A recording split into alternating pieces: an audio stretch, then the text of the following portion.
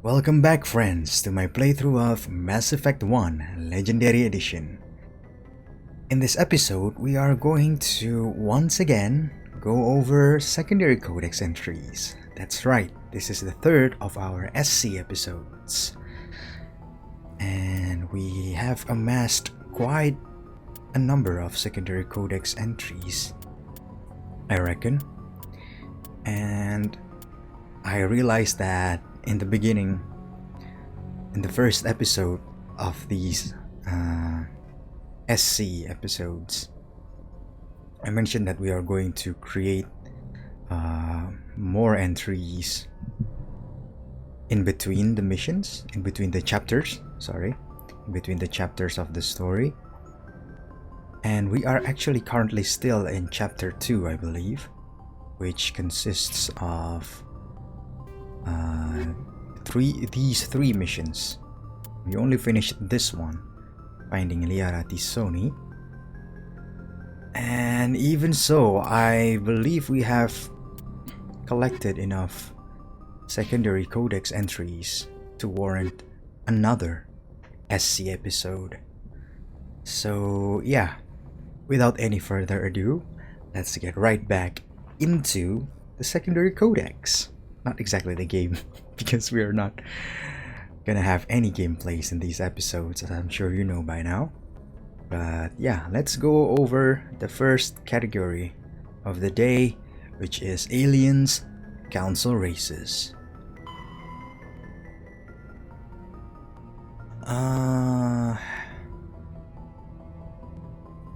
Have I read this one? I don't think I did. So, okay, let's begin with this entry. Asari culture. Because of their long lifespan, Asari tend to have a long view not common in other races. When they encounter a new species or situation, the Asari are more comfortable with an extended period of passive observation and study than immediate action. They are unfazed that some of their investments or decisions may not pay off for decades or centuries. Matriarchs can seem to make incomprehensible decisions, but their insight is evident when their carefully laid plans come to fruition. In interstellar relations, this long view manifests in an unspoken policy of centrism. The Asari instinctively seek to maintain stable balances of economic, political, and military power. Traditionally, Asari spread their influence through cultural domination and intellectual superiority. They invite new species of advanced development to join the galactic community, knowing that their ideals and beliefs will inevitably influence the existing culture. Interesting. At the end of the last episode, towards the end of the last episode, which is episode 19, we talked a little bit about how Asari compares with humanity, and in turn how humanity compares to the Salarians in terms of lifespans, and how the different lifespans,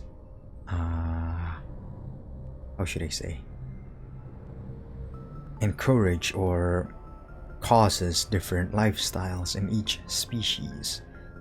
And through this codex entry, we learned what a long lifespan sorta grant the Asari people.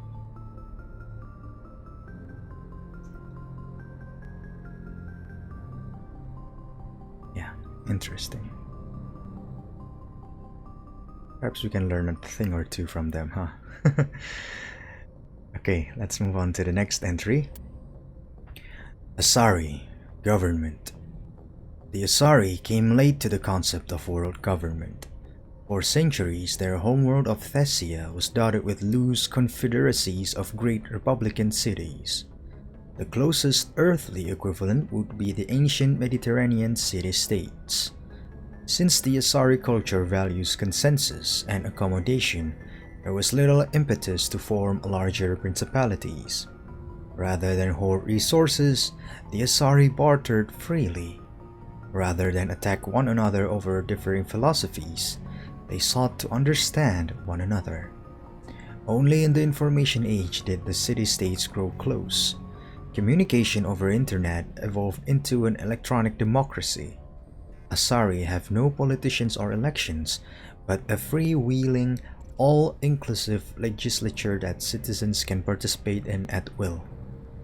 Policy debates take place at all hours of the day, in official chat rooms and forums moderated by specially programmed virtual intelligences.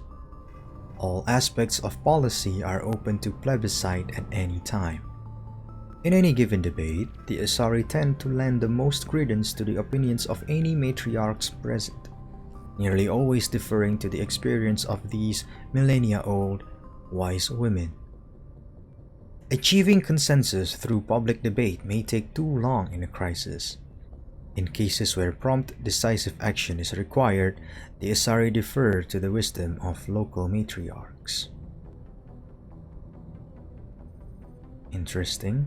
The first thing off the top of my head is I don't know what plebiscite means. Perhaps you guys can help me down in the comment section below. I see. So, for centuries, they don't really have a world government. I guess what they're referring here is the equivalent to Humanities Systems Alliance then?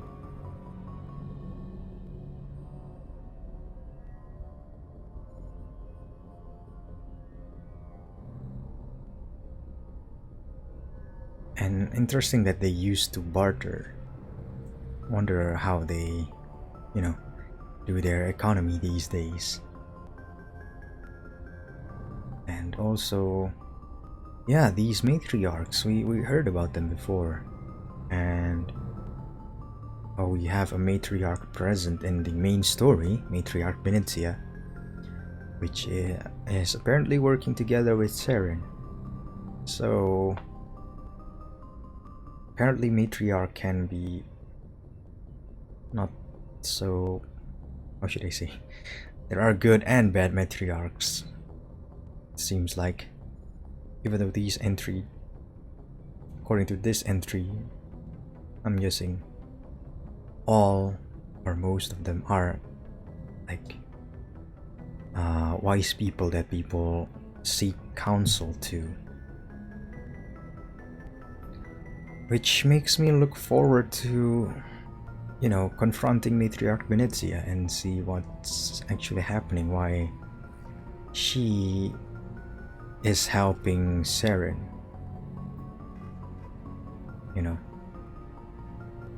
Okay, move on to the next entry. Asari religion.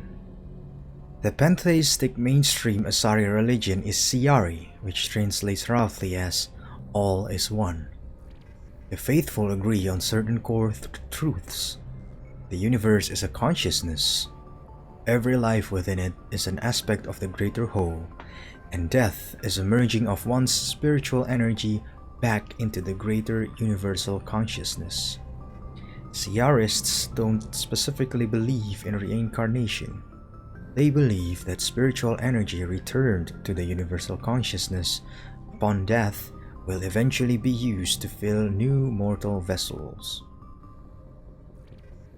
Siari became popular after the Asari left their homeworld and discovered their ability to meld with nearly any form of life.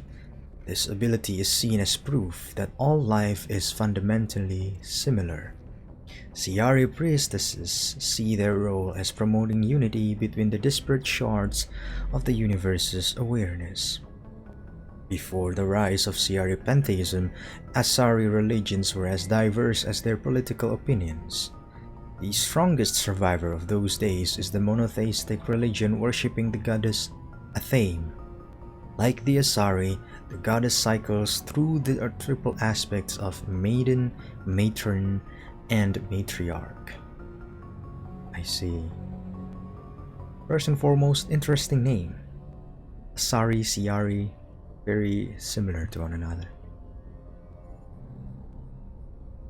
So according to them, the universe is a consciousness.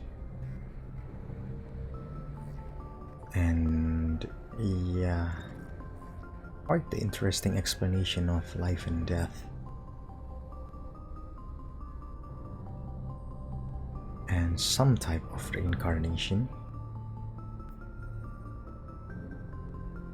And I find it interesting that the religion became popular after the Asari became a spacefaring species, basically.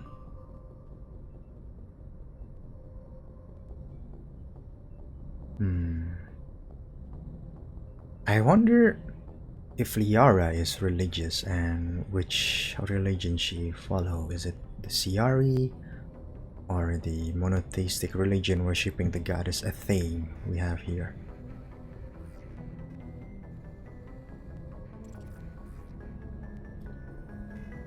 But yeah, this is interesting actually.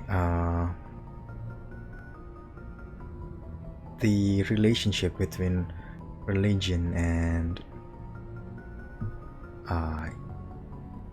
spacefaring life, basically. And yeah, that a religion became popular after spacefaring is achieved. And one of our party members, Ashley, is a religious person as well, and she raised an interesting point in our last conversation in episode 19 about her faith. And she sees things like being in space is all the more reason to, you know, be faithful and all that. Somebody must be creating this and such, and I find it quite interesting. So Ashley's case is like religion staying strong in even after spacefaring is achieved, and in Ciari's case it's kind of the opposite, where a religion became popular after spacefaring is achieved. Interesting. Okay, let's move on to the next entry. Salarians League of One.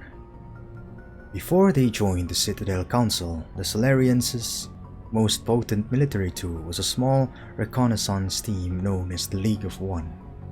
Their primary training was in espionage and assassination. Never more than a dozen strong, the team was adept at infiltrating the tightest defenses and eliminating all necessary obstacles. Only a few top members of government and military were privy to the League's identities. League members wore no distinguishing garments and held no particular rank. The only evidence of their participation in the League was a small medallion presented to each member upon induction. This secrecy was maintained until the formation of the Council. In an effort to dispel rumors and appease their new Asari partners, the Salarian Union released all classified documents pertaining to the League. The League of One was suddenly exposed and in danger of being hunted by enemies of the Salarians. Before any harm could be done, the team mysteriously disappeared. Most assumed this was a convenient lie to help hide their identities, but a few months later, the inner cabinet was murdered. Though there was no incriminating evidence, it was clear who was responsible. Realizing the threat posed by this rogue outfit, the Special Tasks Group dispatched a team of hunters. When they didn't return, the STG dispatched 10 of its brightest operators with broad discretionary powers. Only 2 returned. They reported no evidence of the League. No further incidents were reported, and it was assumed the League was wiped out. Some recently declassified documents, however, have suggested there may have been a 13th member who eluded the Salarian military. Okay, we have quite a lot going on here. So this is interesting because we have an assignment relating to the League of One. I think we are meant to find their medallions or something along those lines. And yeah, I kind of feel bad that they have to be disbanded seemingly one-sidedly by the Salarian Union to, you know, appease their new Asari partners.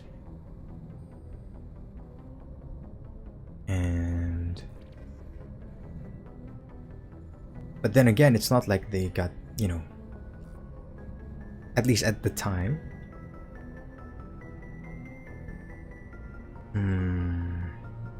Wait, before I say anything more, let me read this more carefully.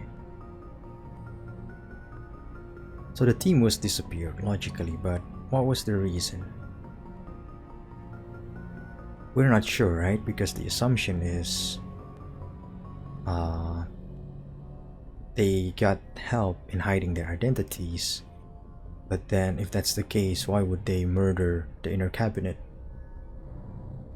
Because despite there being no evidence, it was clear that...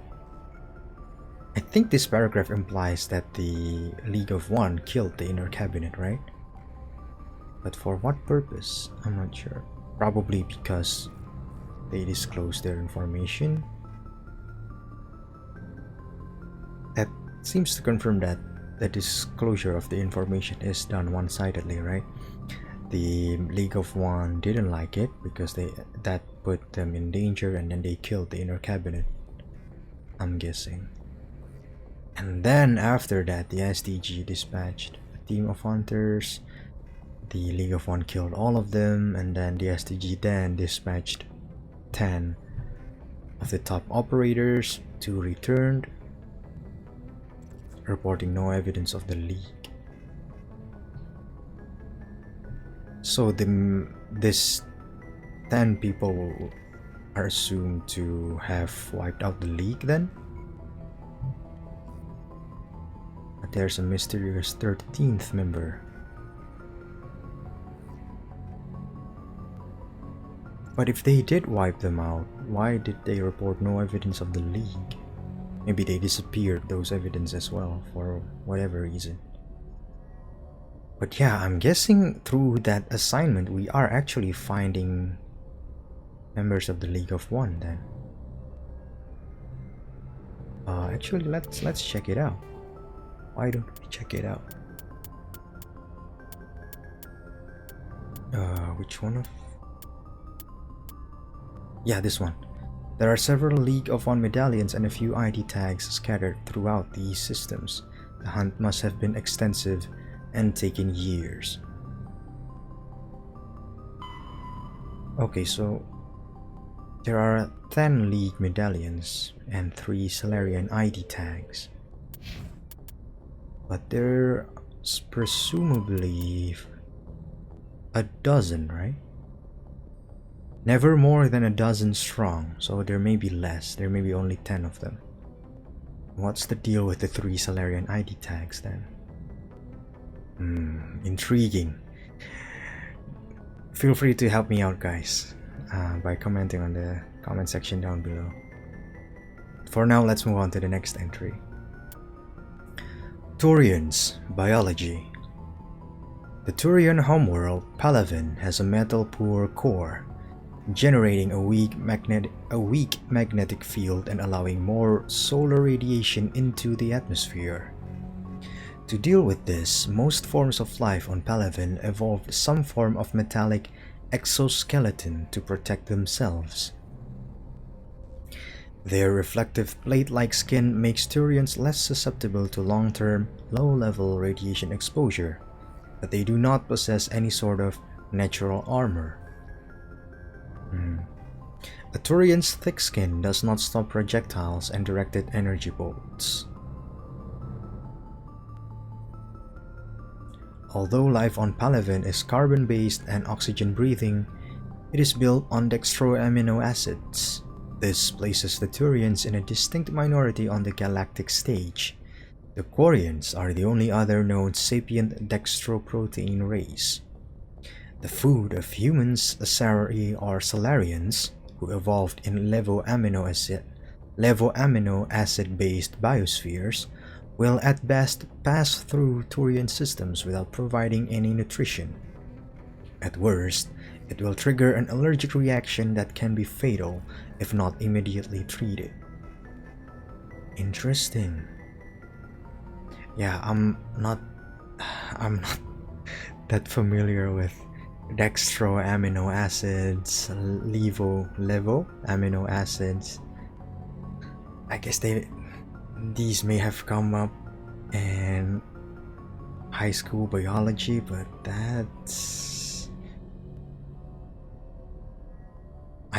if it did, I studied them at another life at this point. It has been so long ago since I last studied biology. Oh my god. But it is interesting how different Turians are in this aspect, even compared to humans, Asari, and Salarians, and they actually share a resemblance to the Quarians. Now, I don't imagine this will, like, Garrus and Tali will be talking about this to one another, but you know, I imagine they would hang out once or twice in the cafeteria since they will be picking up the same foods and all that, right?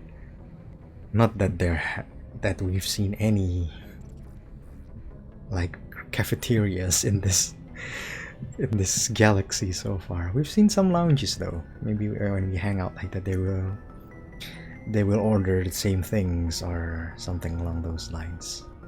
Yeah, interesting entry. We move on to the next one. Turians culture.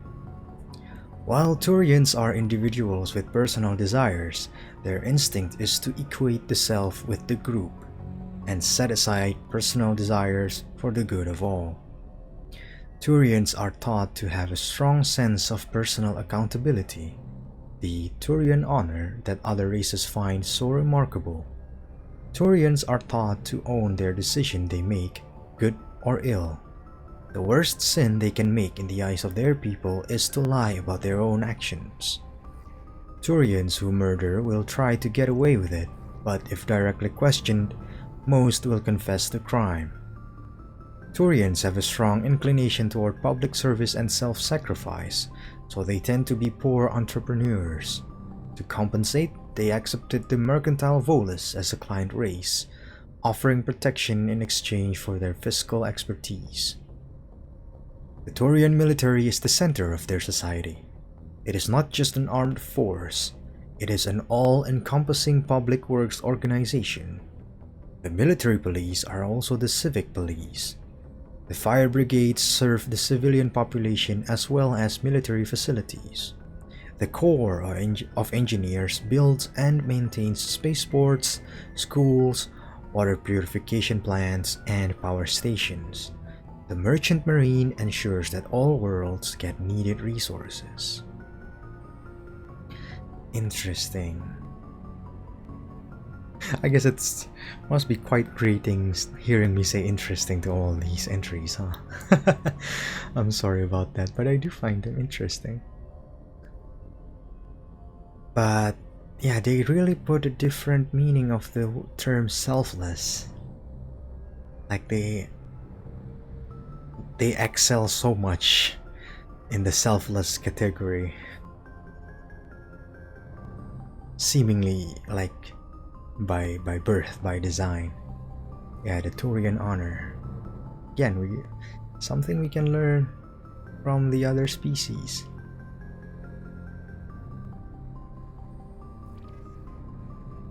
Yeah, even like criminals will try to get away with their crime, but when directly questioned, most will confess the crime. Then I suppose some will not confess the crime, right?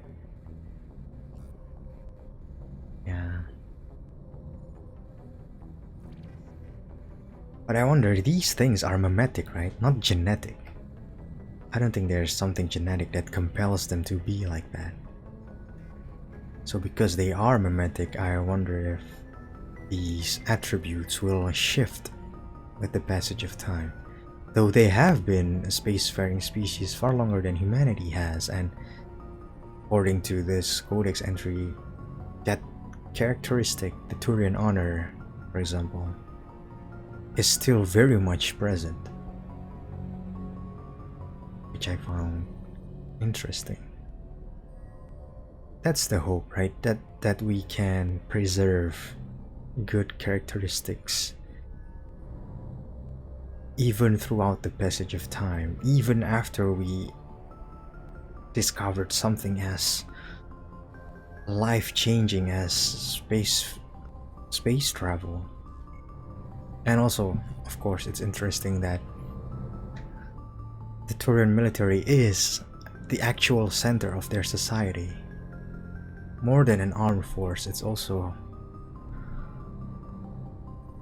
yeah, I'm just repeating the codex entry, but it is an all-encompassing public works organization. So I'm thinking most of the Turians will end up working as part of the Turian military, but not necessarily being an armed force. They may become police, since the military police are also the civic police. They may become part of the fire brigade, and they may work on maintaining schools as part of the Coro engineers. Yeah, interesting. And even the marine are kind of like undertaking the merchant function. Yeah, very interesting, very creative on their part. Next entry, Turians, military doctrine. Although they lack the brutality of the Krogan, the skill of the Asari, and the virtuosity of the humans, the Turian military has formidable discipline. Officers and NCOs are lifers with years of field experience. Enlisted personnel are thoroughly trained and stay calm under fire. Turian units don't break. Even if their entire line collapses, they fall back in order, setting ambushes as they go. A popular saying holds, "You will only see a Turian's back once he's dead." Boot camp begins on the 15th birthday. Soldiers receive a year of training before being assigned to a field unit. Officers train for even longer. Most serve until the age of 30, at which point they become part of the reserves. Even if they suffer injuries preventing frontline service, most do support work behind the lines. Biotics are uncommon. While admired for their exacting skills, Biotics' motives are not always fully trusted by the common soldier. The Turians prefer to assign their Biotics to specialist teams called cabals. Command and control is decentralized and flexible. Individual squads can call for artillery and air support. They make extensive use of combat drones for light duties and practice combined arms. Infantry operates with armor, supported by overhead gunships. Strategically, they are methodical and patient, and dislike risky operations. Tradition is important. Each legion has a full-time staff of historians who chronicle its battle honors in detail. The oldest have records dating back to the Turian Iron Age. If a legion is destroyed in battle, it is reconstituted rather than replaced. The Turians recruit auxiliary units from conquered or absorbed minor races. Auxiliaries are generally light infantry or armored cavalry units that screen and support the main Turian formations. At the conclusion of their service in the auxiliaries, recruits are granted Turian citizenship. Interesting. From the get-go, I'm not quite sure what doctrine means. Oh my god. Okay, so what the Turian military has got going for them is their discipline. Good. I'm not sure what NCOs are. Now, we read secondary codex entries about military jargons, and that entry may have the explanation as to what NCOs are, but if they do, I don't quite remember them right now. Yeah, very interesting that their units don't break. They stay calm under fire, to the point that they never show their backs, right? And they fall back in order they set ambushes. This puts me in mind of Zoro from One Piece. How he presents his chest to Mihawk even after he got defeated, saying that it would be a disgrace for a swordsman to have a scar in the back or something along those lines. So the Turians have similar values apparently. And yeah, it's interesting that boot camp begins as early as the 15th birthday. They continue to serve for like 15 years and then they become the reserves. Not sure what happened afterwards though. I'm guessing they become part of the military, as we read in the previous entry just now. Like for example, Garrus becomes a CSEC officer, right? So I'm guessing Garrus is more than 30 years old at this point, because he's no longer in boot camp and no longer technically serving the Turian military directly. And yeah, I've been wondering about this actually. How common is it for Turians to be biotics? We haven't seen them so far. Like Garrus is more of an infiltrator, right? Half combat, half tech. And I don't get the biotic vibe from the other Turians we met, like Executor Palin, and then the Spectre Merchant, and who else? Nihilus, Saren. Yeah, I haven't got like any inclination that they are biotics. Unlike, for example, Asari. I get the feeling that the Asari are like, it's common for Asari to be biotics, but maybe I'm just projecting the fact that Liara, our only Asari team member, is a biotic. But while we're on the point, according to Caden, codex Industries actually invited Turian biotics who are mercenaries to teach human children how to do biotics. So I don't think they are that uncommon, but then again, maybe most Turian biotics become like mercenaries or something along those lines, which made it possible for codex Industries to, make them biotic teachers, to make them teach biotics to human children.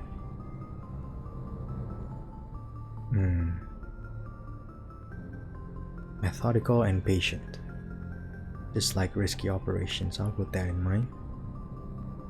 And yeah, it's interesting that tradition is so important that each legion has a full-time staff of historians, as in plural.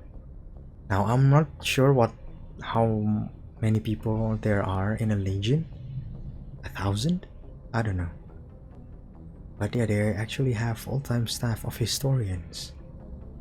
So it's the sci-fi equivalent of bards then, I'm guessing. Very interesting. And yeah, there's a mention of minor races here, which the Turians recruit as auxiliary units, but I don't think the Volus counts as a... Well, they are... I don't think the term minor race has been attributed to them in their relation with the Turian. I think they are called client race, right? So, but I am interested as what the minor races are. And they are recruited as auxiliary units, but at the conclusion of their service, they are granted Turian citizenship. That's nice of them. So that's a very interesting way of doing things, I feel like. Okay, next entry, the final one in this category.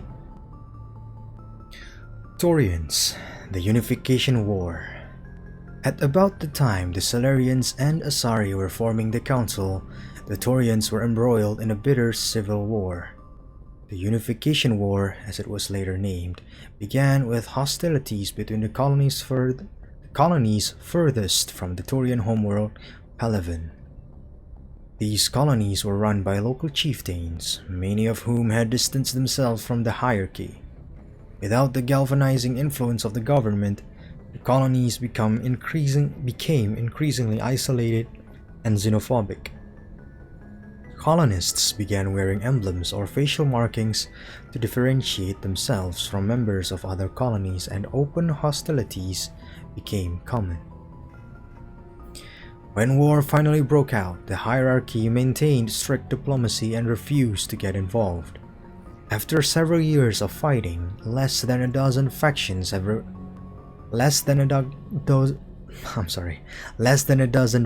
remained, and the hierarchy finally intervened.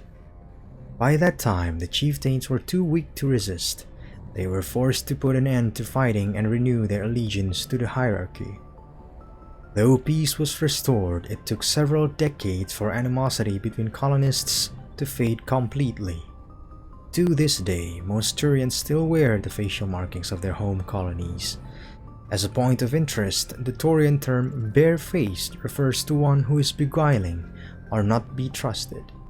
It is also a slang term for politicians. Okay. So after the Unification War ended, I'm guessing the Turians helped with the Krogan rebellions then. And then after that they became a member of the council. But yeah, as soon as I read the parts about facial markings, I'm like, wait, I think some of the Turians I've seen so far have some sort of facial markings, and yeah, the tradition stays apparently, even after the Unification War ended.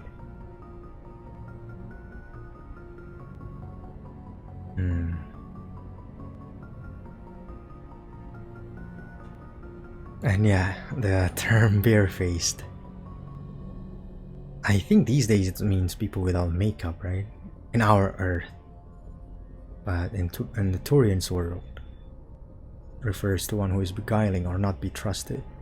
And also is a slang term for politicians. Now I do wonder, does that mean most Turian politicians have no markings? I don't remember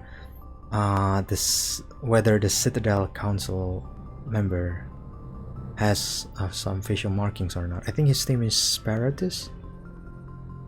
Neither do I remember like whether Executor Palin have any facial markings. He's not exactly a politician, unlike Sparatus, council member Sparatus, but you know, I don't quite remember. We gotta check it out next time we're on the Citadel, I suppose.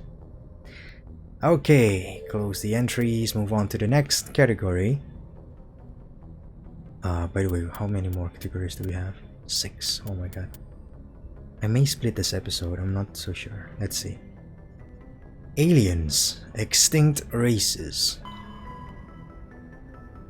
Okay, I don't think we read this one, but yeah. Protheans, beacon. The beacon was a Prothean artifact unearthed on the Alliance colony of Eden Prime. Its resemblance to the Prothean databanks recovered on Mars provoked immediate interest from the Alliance and the Citadel Council.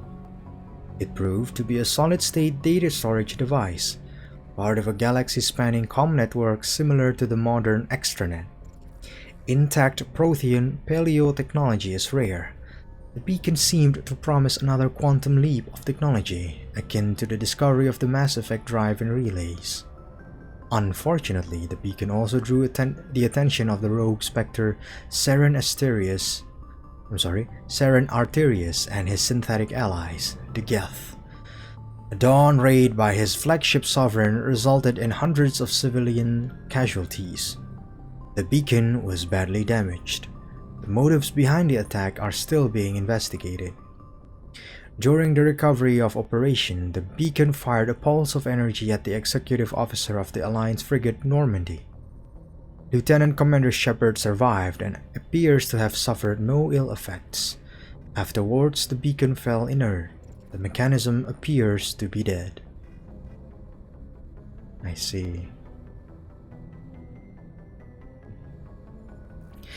Yeah, we suspected that the beacon promised another quantum leap of technology, because the data cache we found on Mars jumped the humanity's technology 200 years, I believe Captain Anderson mentioned. A whole beacon, a whole intact beacon that's actually working, I would expect would like jumpstart technology, I don't know, 1,000 years, I'm guessing. And yeah, interesting that some of these codex entries actually chronicles our journey, our adventure. And yeah, here at the end of the second paragraph, the motives behind the attack are still being investigated, which is true for me as well. Like, we know that Saren seems to be looking for the conduit, but it still perplexed me why he didn't simply destroy the beacon, right? Because he was there, we saw him lift up just like we did, but the only difference being after he did that, the beacon didn't blow up. Then why didn't he just destroy the beacon right after that so that we couldn't use it? Now there won't be this story, or at least Mass Effect 1 wouldn't happen the way that it did, right? The story elements will obviously change because of that, if such changes were to happen, I mean. But yeah, maybe we'll find out the reason why throughout the story. Okay, next entry. Protheans, Cipher. The Prothean beacon downloaded its knowledge into Lieutenant Commander Shepard on Eden Prime, causing confusing dreams and visions. While the imagery is becoming clearer with time, the meaning of the beacon communication remains elusive. It has been suggested that Prothean data recording is highly dependent on a certain point of view, what Carl Jung described as the collective unconscious. The cipher needed to comprehend the images implanted in Shepard's mind is the cultural knowledge of a Prothean, the archetypes, biological instincts, and common experience universal to the race. Since the Protheans have been dead for millennia, it may be impossible to acquire this cipher. Interesting. Again, another codex entry that chronicled our story. And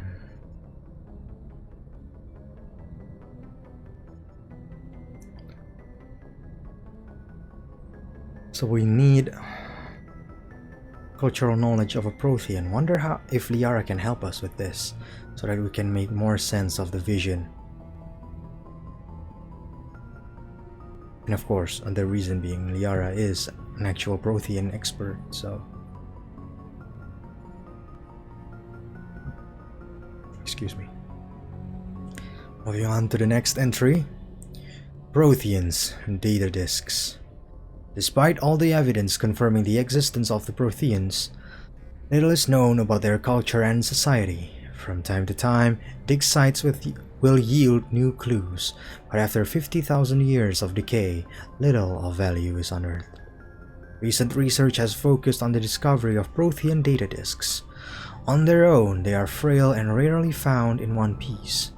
Occasionally, however, an intact disk will be discovered within a console or reading device. To date, over 3 dozen disks have been recovered, and a few of those have been restored to the point where researchers can begin analyzing them. Though it may be some time before scientists discover a way to transfer the data off the disks, they are currently considered the most tangible leads for learning more about the Prothean culture.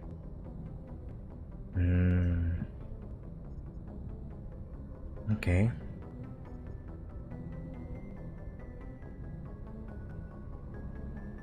So what I found interesting about this codex entry is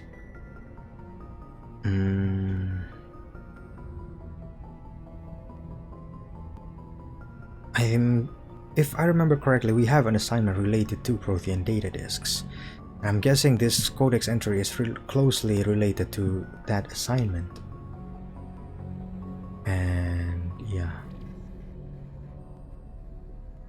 other than game related stuff, it's also interesting that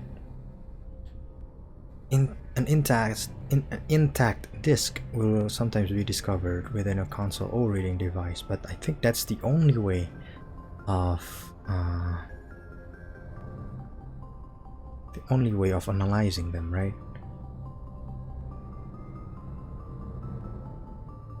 Because it is most likely going to take some time before scientists discover a way to transfer the data off the disks that has no console or reading device nearby or still intact.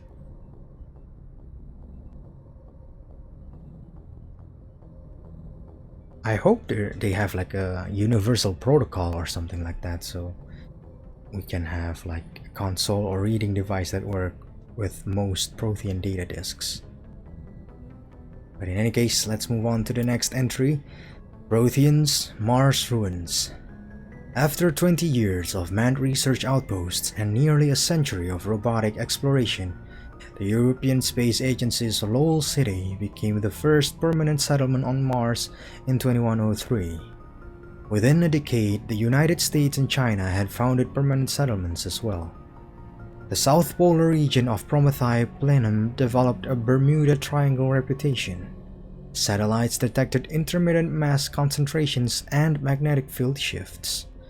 In 2148, prospectors working near the Seatu crater discovered an underground complex, a Prothean observation post. The odd phenomena were generated by the operation and discharge of a mass effect core, struggling to function despite 50 million millennia of neglect. Earth was electrified by the news. Humanity was unequivocally not alone. While courts battled over who owned the ruins, the international scientific community coordinated a massive effort to access, translate, and interpret the databanks recovered from the facility. The facility proved to be a biosciences observation post built when Homo sapiens were first evolving on Earth. While the motives of the Protheans are not certain, translated records indicate that the facility was in regular communication with automated observation platforms in Earth orbit and on the lunar near side. The half-dozen Mass Effect spaceships found in the facility were presumably used for first-hand observation. I see. So Europe first settled permanently on Mars in 2103. That's like 80 years ago at this point.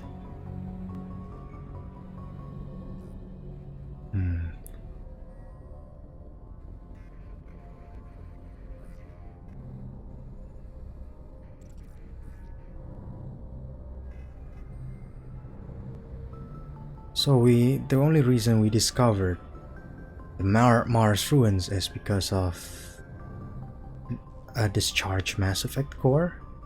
Who discharged it? For what reason? And yeah, of course the courts battle over who owned the ruins. But yeah, I found that detail quite fascinating. So it's a bioscience operation built when Homo sapiens were first evolving on Earth. Back when we were still cavemen then. I'm guessing, I don't really know. And it is very interesting that the facility was in regular communication with automated observation platforms in Earth orbit and on the lunar near side. So they have deployed those observation platforms. So they have been observing humanity for a while then. And there are even a half dozen Mass Effect spaceships found in the facility. For first-hand observation, yep. The Protheans have been on Earth and the Moon, apparently. Okay, that's about it for this category. Let's move on to this one. Aliens, non-council races. Armatures are quadrupled all-terrain heavy weapons platforms, akin to the armored fighting vehicles of other races.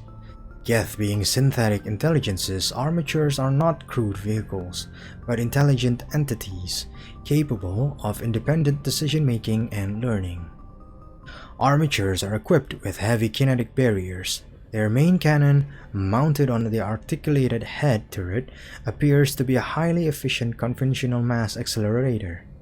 It is capable of firing in anti-personnel and anti-tank modes. Some armatures carry drones into battle, presumably for reconnaissance purposes. Others host a swarm of insect-sized repair microbots. I'm so sorry. Okay. Yeah, of course they are not vehicles. We have actually run into a couple of them. And we fought them using the Mako. And speaking about the Mako, they have both main cannon and what I was trying to say is they have anti-personnel and anti-tank modes. Kind of like how we are using the Mako. We use the cannon and the turret.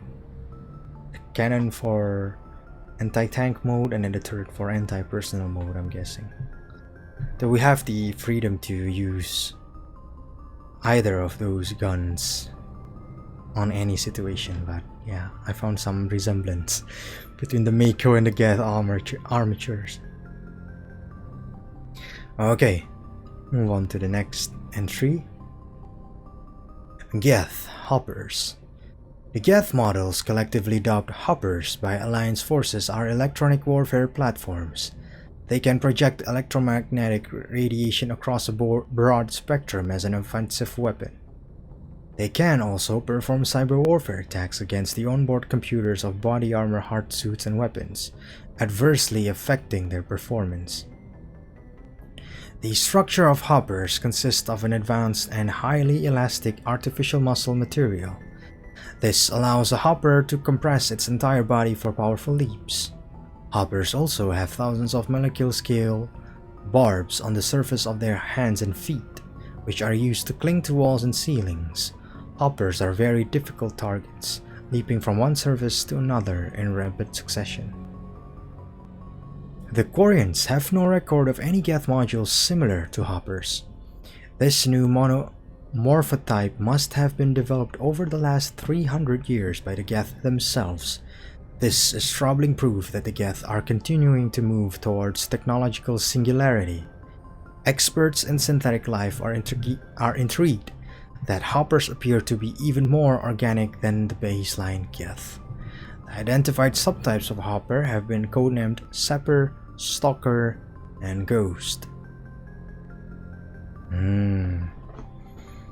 Yeah, we fought against a couple of them back when we were trying to find Liara down on Therum in the Artemis Tau cluster. See, I do remember some things sometimes, guys. Okay.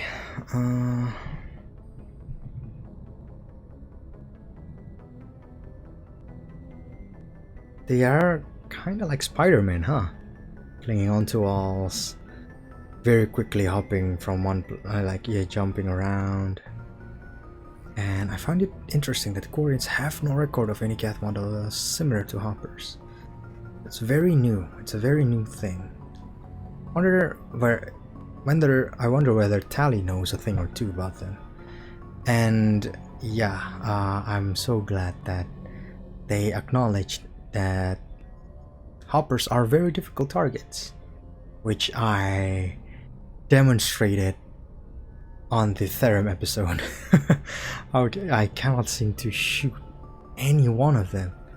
And even when one of them was almost dead, it took so long just to deplete the shield again. So I'm guessing next time we found the hoppers, we really got to run up to them and melee them, huh? Like, that's gotta be one of the few viable approaches on taking care of hoppers, I'm guessing.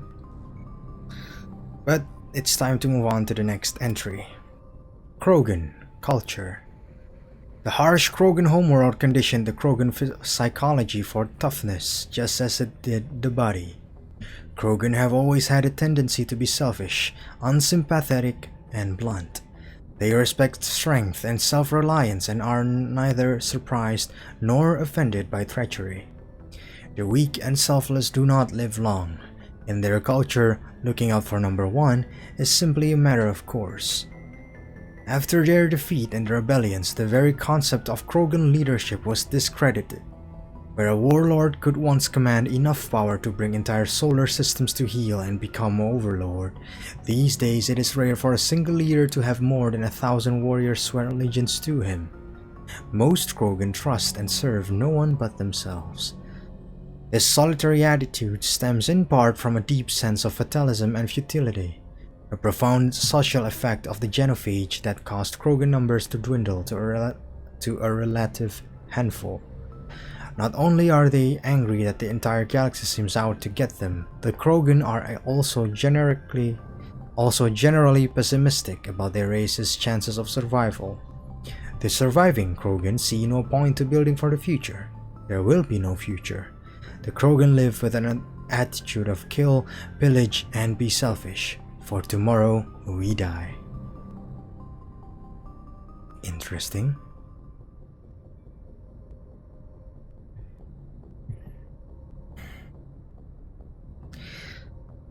Okay, so they are neither surprised nor offended by treachery.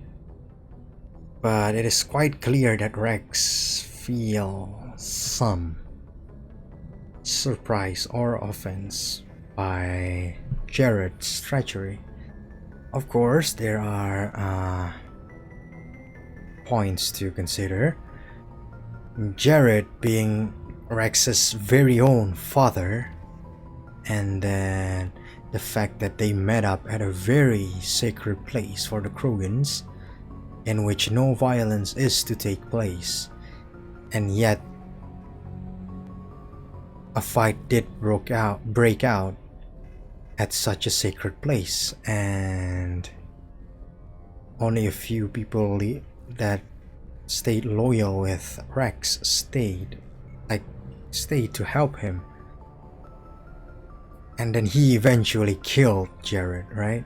And then made his way out of his home planet. So, of course, there's always exceptions to the rule, but what I'm trying to say is I think one of those exceptions is Rex, our very own party member. And yeah, I wonder what the numbers of the Krogan are before the genophage. Because here it is illustrated that these days, after the genophage that is, it is rare for a single leader to have more than 1,000 warriors swear allegiance to him. How many leaders are there in the Krogan population for now?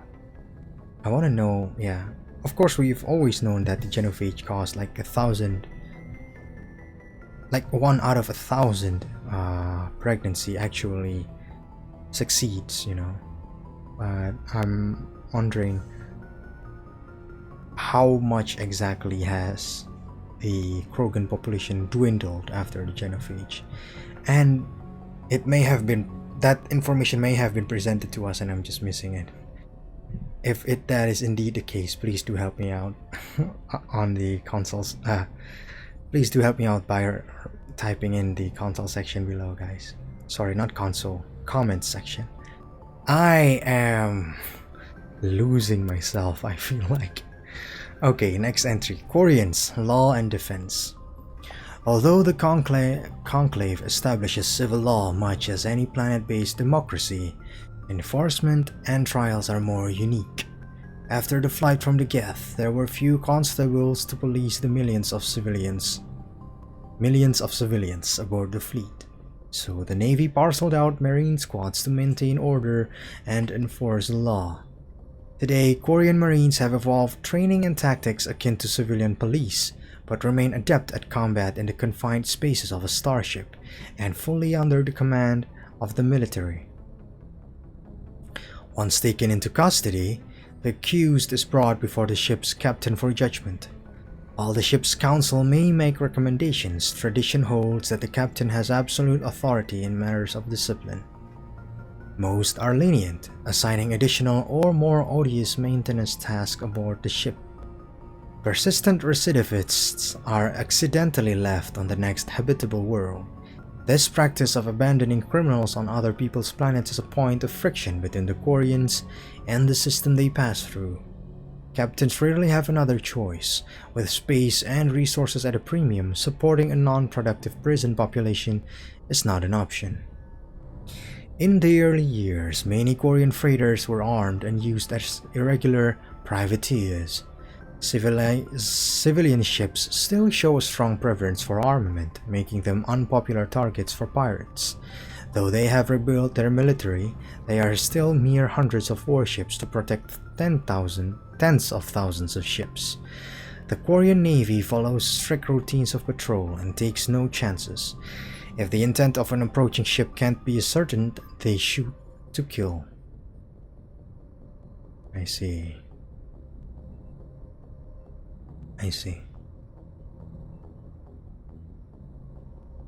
So their Marine squad has become part of the police force, kinda. Or at least, how should I say, serving the same functions, providing the same functions. Like, of course, yeah, one may do more in the other in certain aspects and vice versa, yeah. And we heard a little bit of how they do their politics, how they govern themselves rather. The captain has absolute authority in matters of discipline within the ship. Or the fleet, it's the Admiralty Board, right? If I'm remembering right. Sorry. Yeah, this practice of leaving people on the planet, again, like most aspects of the Korean, is complex, right? It has shades of gray to it, so to speak. It's not so black and white. On the one hand, the people on the planets, like the people living planetside, must be like, why do you leave these individuals here? And what happens when they have to like abandon a whole group of Koreans or something like that? I guess it's easy to perceive it as a lack of responsibility on the Turian government part, but on the other hand, as we see here, the captains rarely have another choice. Space and resources are at a premium in the Korean fleet, in the migrant fleet. Yeah.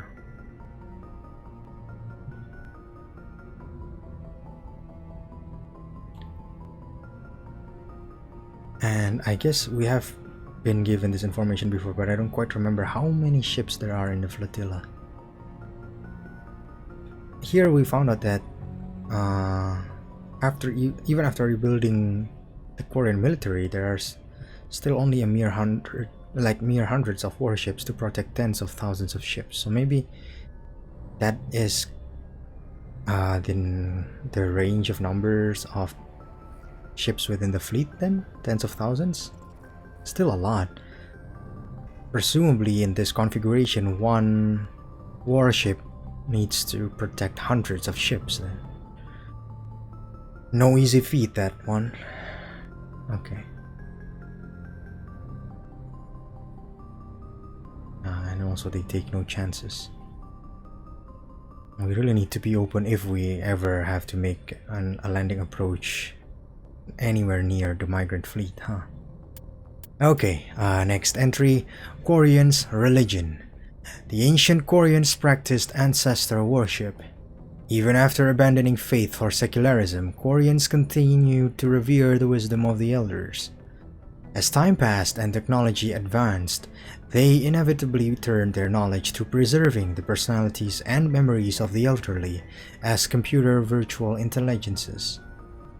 These recordings became a repository of knowledge and wisdom, stored in a central databank and available through any extranet connection. They held no illusions that this was a form of immortality. Like all virtual intelligences, their electronically preserved ancestors were not truly sapient. This was considered a surmountable problem. Sapience could surely be reduced to simple mathematics. Sapiens could surely be reduced to simple mathematics. The Koreans began exhaustive research into creating artificial intelligence so they could learn to escape the bounds of mortality and give their ancestral records true awareness. Unfortunately, the life the Koreans created did not accept the same truths they did. The Geth destroyed the ancestor databanks when they took over. In the centuries since they evacuated their homeworld, most Koreans have returned to religion in various forms. Many believe that the rise of the Geth and the destruction of their ancestors were chastisement for arrogantly forsaking the old ways and venerating self-made idols. Others have a more philosophical outlook, believing that their race was indeed arrogant but no supernatural agency lay behind the Geth revolt. Rather, the Koreans' actions wrought their own doom. Either way, every Korean would agree that their own hubris cost them their homeworld. See. Okay, ancestral worship, huh? And they keep the memories of the elderly as computer virtual intelligences. I think that's a very nice sentiment, right? I'm guessing that would make them tend not to move on all that well. Then, I'm guessing, I don't really know, which I guess did eventually need to happen in their history, because this is a bit of news to me. The Geth destroyed such recordings when they rebelled against the Koreans.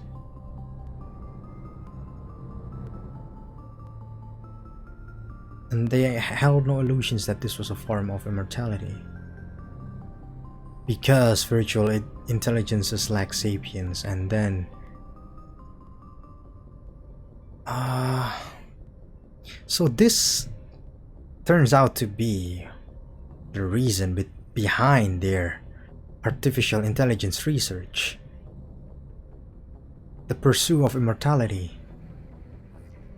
I don't really remember what Tally has to say about the AI research. I guess we can ask them. I guess we can ask her about it.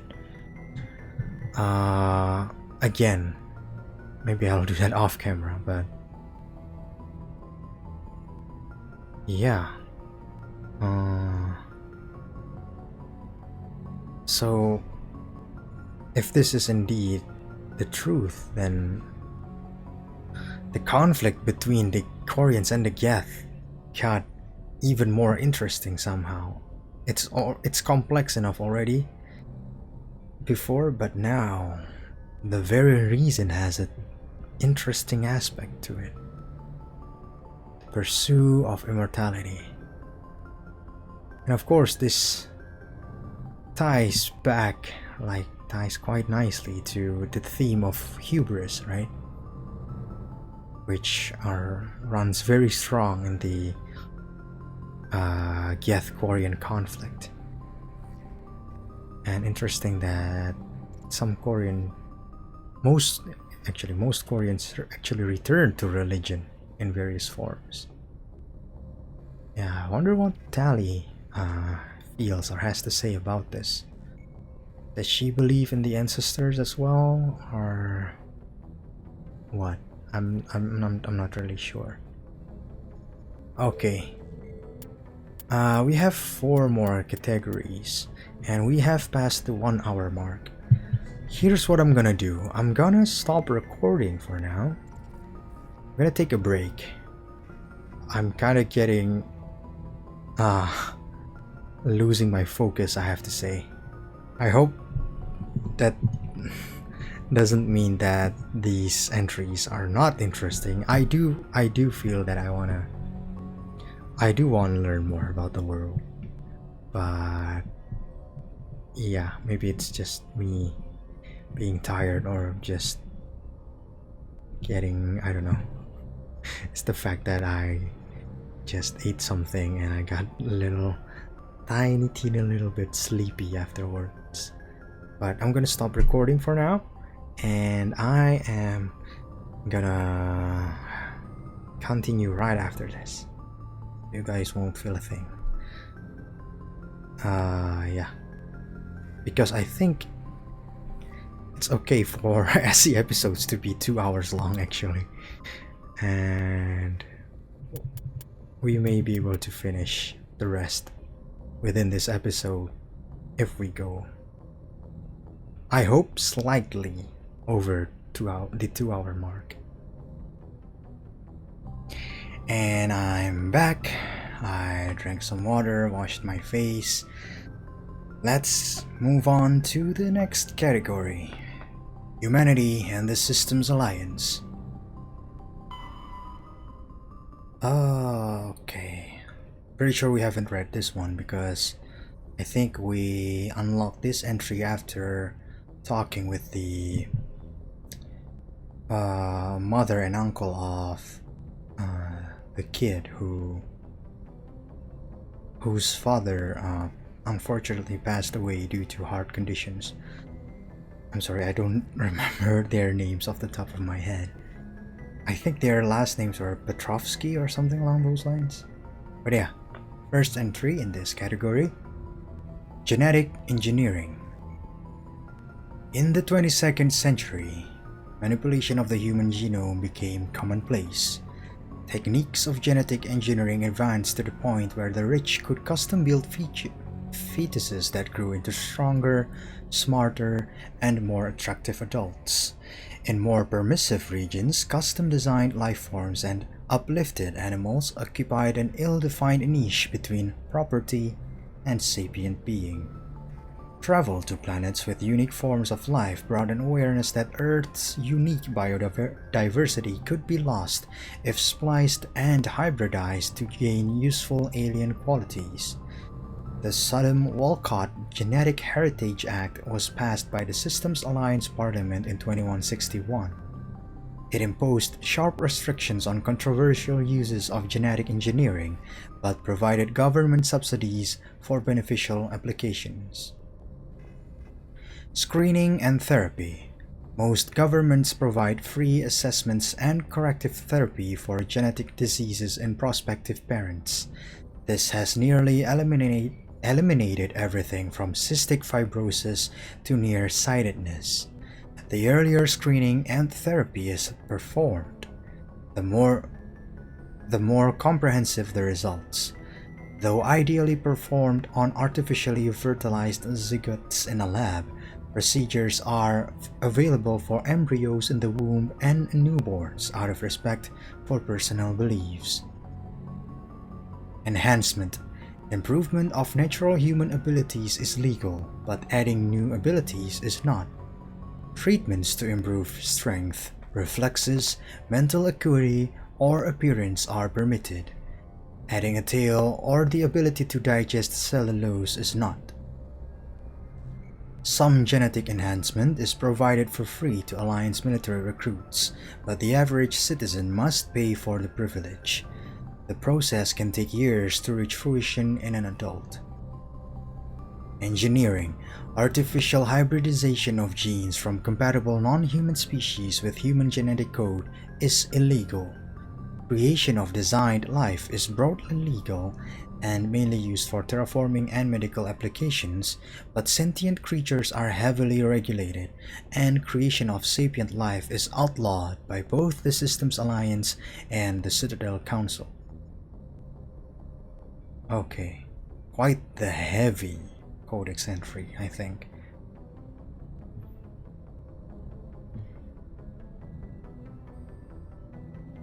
So I'm guessing in the 22nd century,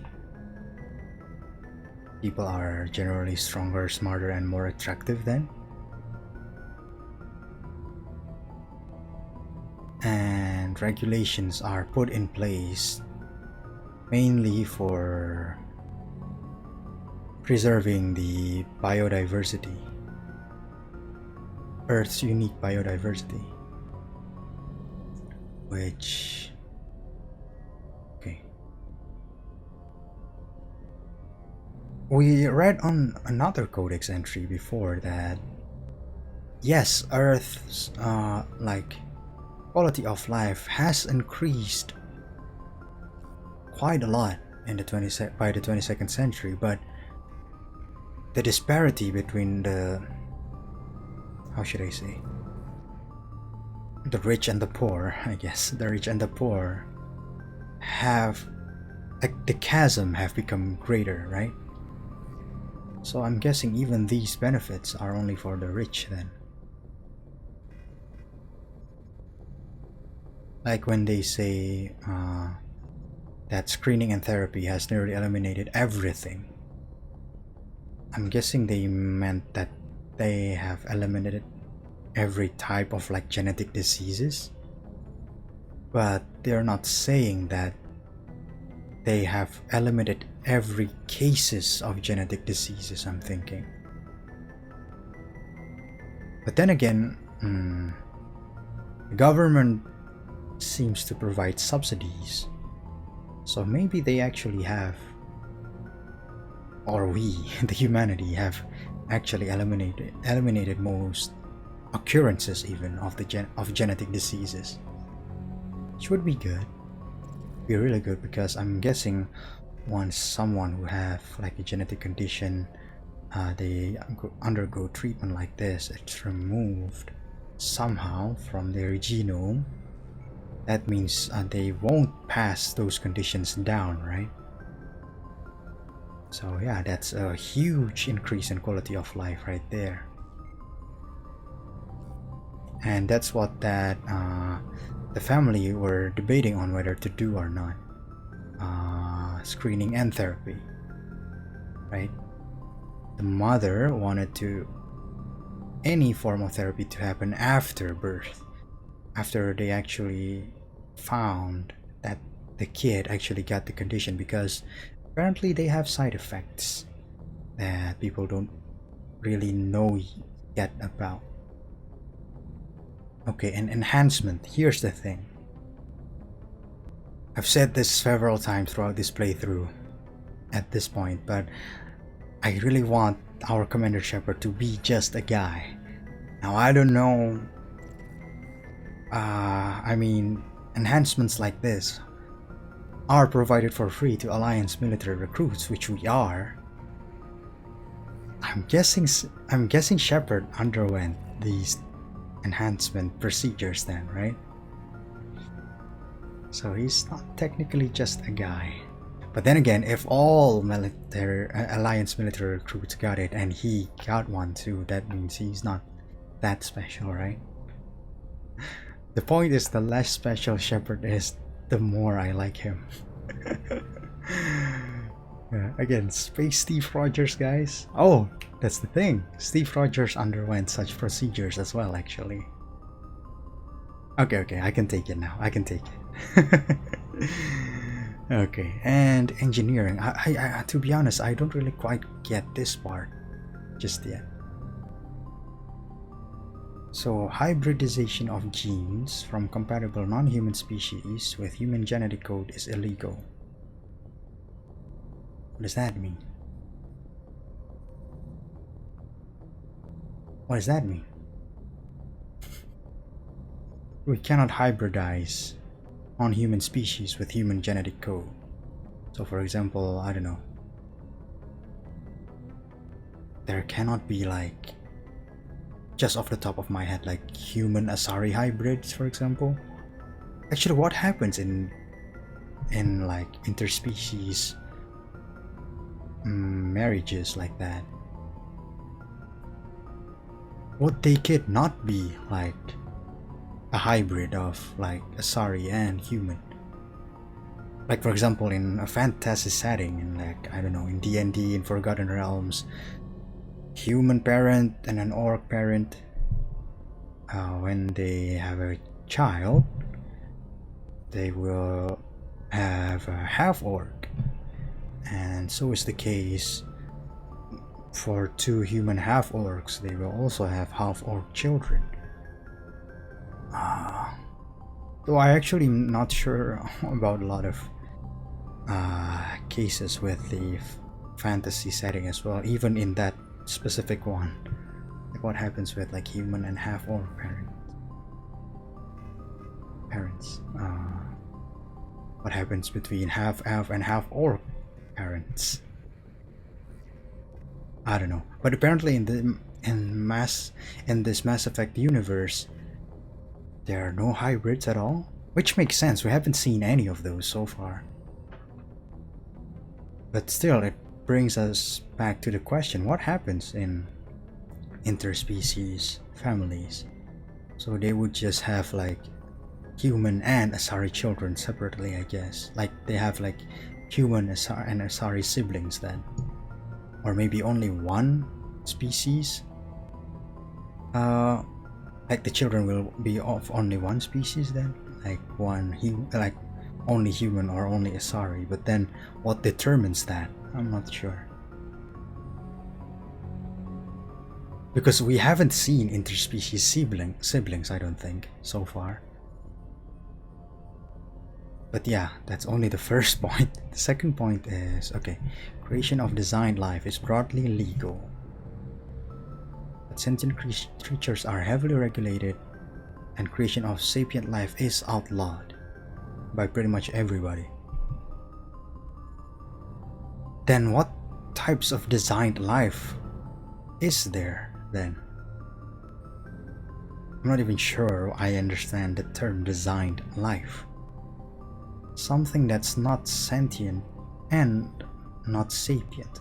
Oh no, maybe sentient but not sapient. I actually don't know the difference between them.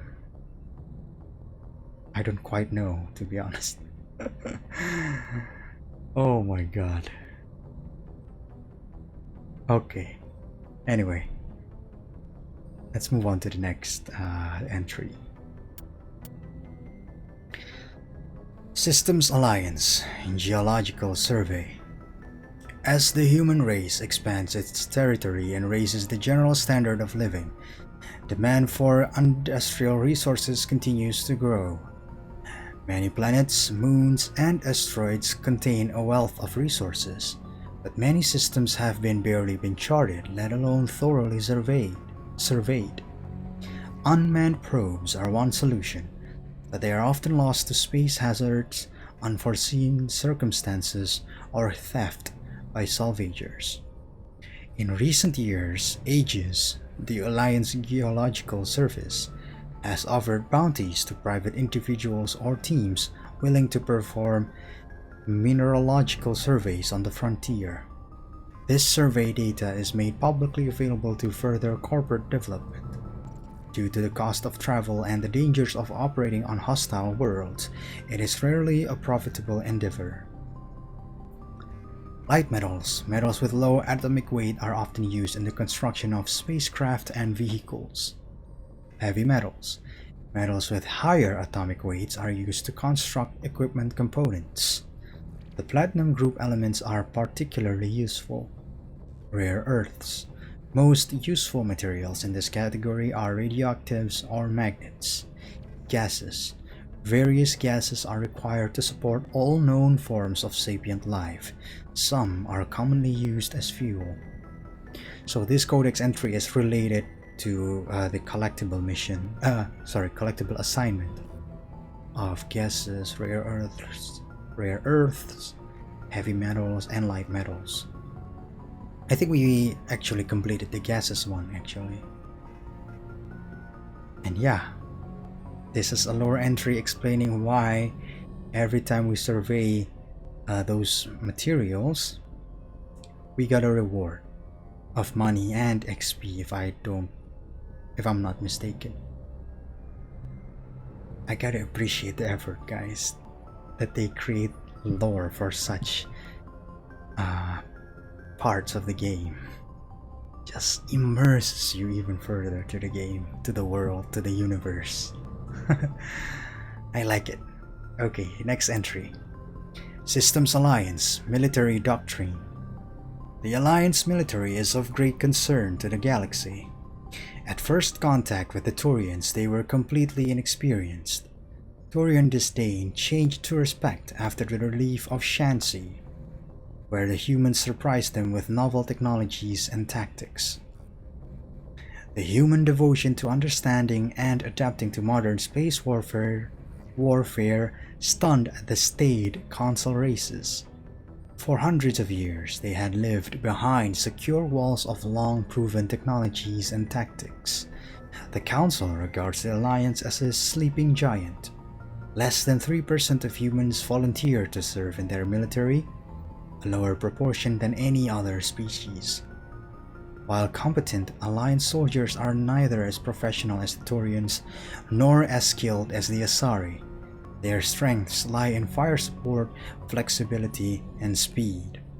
They make up for lack of numbers with sophisticated technical support, BIs, drones, artillery, electronic warfare, and emphasis on mobility and individual initiative.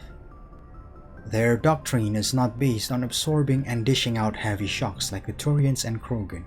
Rather, they bypass enemy strongpoints and launch deep into their rear, cutting supply lines and destroying headquarters and support units, leaving enemies to wither on the vine. On defense, the human military is a rapid reaction force that lives by Sun Tzu's maxim, "He who tries to defend everything defends nothing." Garrisons are intended for scouting rather than combat, avoiding engagement to observe and report on invaders using drones. The token garrisons of human colonies make it easy for alien powers to secure them, for which the Alliance media criticizes the military. However, the powerful fleets stationed at phase gate nexuses such as Arcturus are just a few hours or days from any colony within their sphere of responsibility. In the event of an attack, they respond with overwhelming force. Okay, so doctrine is kind of like... military doctrine is kind of like how military is run and their philosophies, I guess. Okay, a couple of interesting points, obviously, in this entry. Less than 3% of humans make up the military. So I think when comparing to most other species, we lack numbers, right? But we make up for it with sophisticated technical support and emphasis on mobility and individual initiative, which I think this may be a reach, but ties nicely to our class of shock trooper, right? I'm guessing the tankiness can provide us more mobility in the battlefield and provide us some window to be more initiative individually as well, right? When things get tough, we can pop immunity and rush toward a better position or something like that. At least that's how I imagine shock troopers are in lore.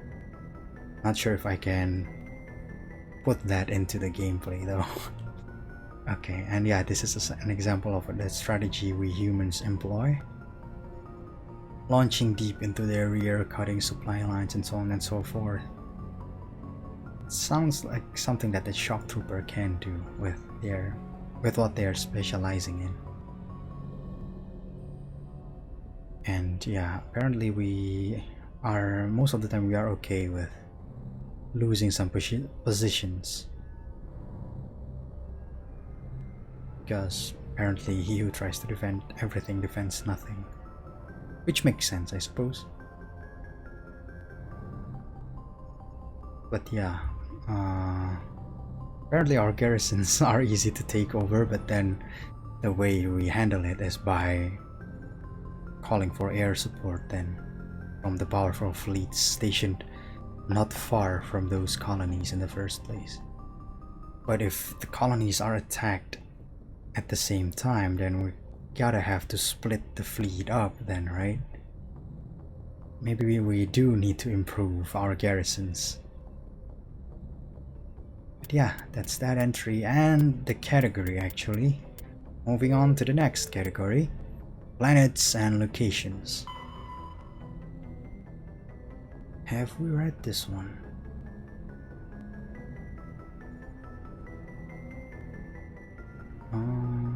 Let me check.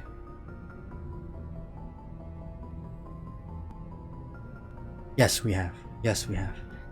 So the new one is this, the Gagarin Station. Okay. Stations. Gagarin Station. Gagarin Station is the largest deep space station built by humanity. A Bernal sphere design with a 500-meter diameter habitable area. It was constructed beyond Pluto, nearly 80 astronomical units, or 12 billion kilometers, from Sol. Moving crew and material to this location bankrupted most of the backers. Gagarin was placed at the inner edge of the heliopause, the point at which the solar wind can no longer push back the interstellar medium. It was built to test a number of faster-than-light drive principles that theoretically could only occur in interstellar space. The station was nicknamed Jump Zero, as it was intended to be the jumping-off point for humanity's expansion into the galaxy. Shortly after the station was completed, the Prothean ruins were discovered on Mars, rendering the entire effort moot. After struggling to make a profit for a decade, Gagarin was sold to the Systems Alliance in 2159 for a fraction of its construction costs. The Alliance refurbished it as a research and training center for the recently discovered biotic phenomenon. In 2169, the biotic acclimation and training program was shut down, and Gagarin became a general research facility. Its remote location and intentional isolation from the extranet makes it popular for dangerous research, particularly in the field of artificial intelligence. Humanity's first stable AI, the Alliance-sponsored ELIZA, achieved sapience at Gagarin in 2172. Today, Gagarin Station has a permanent population of approximately 9,000. A plan has been proposed to move it to the gravitationally stable barycenter point between Pluto and the Charon Relay, allowing it to serve as a gateway facility between the Sol and Arcturus systems. The high cost of safely moving its mass has delayed this indefinitely. I see. We heard Caden talk about Jump Zero several times at this point. And we also heard this running theme of originally the humans tried to expand to the galaxy, how should I say, quote unquote, naturally, moving outwards through the solar system and then keep going from there. Which is why they made the Gagarin Station. We made the Gagarin Station. But then again, we found the Prothean ruins on Mars and presumably a mass relay too, right? Not too far after, and you know how it is. Spacefaring, the mass relay based spacefaring is more like we heavily rely on the mass relay to determine the course of, well, spacefaring, right? So for example, two systems can be close, like not geographically but locations wise for lack of a better word, but if they have no mass effect rails connecting them, then it doesn't make sense to quote unquote go there naturally from the source system to the destination, right? Because of the fuel expense considerations like that. On the other hand, on the flip side, two systems that are very far are actually closer or like cheaper to go to via the Mass Effect relays, right? Which is what happens here, like due to the discovery of the Prothean data cache and the mass relay, we just stopped trying to explore, again, quote unquote, naturally. We heavily rely on the Mass Effect ever since, which makes perfect sense, right? If there is such a technology, of course you'd rely on it to explore for even further parts of the galaxy that we could have only imagined before, right? But yeah, it's a very interesting outcome for the Gagarin station, I feel. It has a tinge of bittersweetness to it, like we built like a huge, a big, technologically advanced station, but then not long after that, both its function, not to mention its technology as well, quite immediately rendered moot. But luckily it's been reused to something else, so. Now, of course we heard about the Charon relay, but I'm not sure where that was or where it is pointing to. Because we don't see mass relays in our galaxy map, right? Whenever we chose a new cluster to go to, we got that cinematic of us going to the mass relay and then going from there. And we can always be in systems, so the logical assumption would be then each system have their own mass relay, but then when we zoom in enough to see the systems, most of the time we don't see mass relays, right? Like, where is this Charon relay exactly, and where is it pointing to?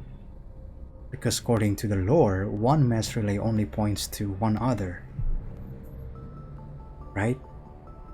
So if I'm going to, or let's say I'm going from the local cluster to where we are right now, the Gemini Sigma, where does Charon relay take us? And from that other place, there must be two mass relays then. The one that points to and from Charon relay, the pair with Charon relay, and then the pair with something else that we use to go into another system, and then it goes on and on and on until we reach the, in this case, the Gemini Sigma cluster, right? So the point being, unless I'm misunderstanding something, each system must have had, not each system I guess, most system must have had two or multiple mass relays, right? Though now that I'm talking about it, I'm remembering the fact that there are several mass relays around Arcturus station, right? Ah yes, with 3 primary mass relays in addition to secondary one to Sol. Yeah, okay. That answers my question then. We just don't see these mass relays, but there are multiple mass relays in a lot of systems. Okay. Let's move on to the next category, ships and vehicles. I'm pretty sure we haven't read this since I haven't seen that image in the top right. Okay. First entry in this category. FTL Drive appearance. New space travelers ask, what does it look like outside a ship moving at faster than light speed? Part of the answer can be seen in a simple pane of glass. Light travels slower through glass than it does through open air. Light also moves slower in conventional space than it does in a high-speed Mass Effect field. This causes refraction. Any light entering at an angle is bent and separated into a spectrum. Objects outside the ship will appear refracted. The greater the difference between the objective or exterior and subjective or interior speeds of light, the greater the refraction. As the subjective speed of light is raised within the field, objects outside will appear to redshift, eventually becoming visible only to radio telescope antennae. High-energy electromagnetic sources normally hidden to the eye become visible in the high blue spectrum. As the speed of light continues to be raised, X-ray, gamma ray, and eventually cosmic ray sources become visible. Stars will be replaced by pulsars, the accretion disks of black holes, quasars, and gamma ray bursts. To an outside observer, a ship within a mass effect drive envelope appears blue shifted. If within a field that allows travel at twice the speed of light, any radiation it emits has twice the energy as normal. If the ship is in a field of about 200 times light speed, it radiates visible light as X-rays and gamma rays, and the infrared heat from the hull is blue shifted up into the visible spectrum or higher. Ships moving at FTL are visible at great distances, though their signature will only propagate at the speed of light. I'm not gonna lie to you, most of that went straight over my head. I don't remember enough from my physics lecture in university to make sense out of most of this entry. Light travels slower through glass than it does through open air makes sense. Light also moves slower in conventional space than it does in a high-speed mass effect field also makes sense. I more or less get what refraction means, but I can't quite imagine how things would look like how refracted things look like. Yeah. So things, in very basic terms, things within the field, the Mass Effect field, are redshifted. Things, the ship itself, will look blue shifted, right? Yeah, so from the ship looking outside, things are red shifted, and from outside looking into the ship appears blue shifted, right? Okay. And from the ship we get to see like various ray sources, and from the outside and the ship actually emits radiation in increased energy proportional to the speed. Okay. So interesting. As the speed is raised higher, we can see from the ship X-rays and gamma rays are visible, right? But at the same time, X-rays and gamma rays are also emitted out of the ship or out of the field. Out of the field, yeah, okay. Okay, I get more of it, but I'm sure parts of it are still not clear to me yet. But yeah, let's move on to the next entry. FTL drive charge. As positive or negative electric current is passed through an FTL drive core, it acquires a static electrical charge. Drives can be operated an average of 50 hours before they reach charge saturation. This changes proportional to the magnitude of mass reduction. A heavier or faster ship reaches saturation more quickly. If the charge is allowed to build, the core will discharge into the hull of a ship. All ungrounded crew members are fried to a crisp, all electronic systems are burned out, and metal bulkheads may be melted and fused together. The safest way to discharge a core is to land on a planet and establish a connection to the ground, like a lightning rod. Larger vessels like dreadnoughts cannot land and must discharge into a planetary magnetic field. The ship passes the charge from the drive core to the exterior armored hull, then dives into the magnetic field. As the hull discharges, sheets of lightning jump away into the field, creating beautiful auroral displays on the planet. The ship must retract its sensors and weapons while dumping charge to prevent damage, leaving it blind and helpless. Discharging at a moon with a weak magnetic field can take days. Discharging into the power field of a gas giant may require less than an hour. Deep space facilities such as the Citadel often have special discharge facilities for visiting ships. I'm so glad we read this entry because as we explored the clusters and the systems, we heard a lot about discharging their drive cores, the activity of discharging drive cores, and I was like, what are they talking about? And now I learned way more about what's actually happening. Okay, so after 50 hours, the core reaches drive.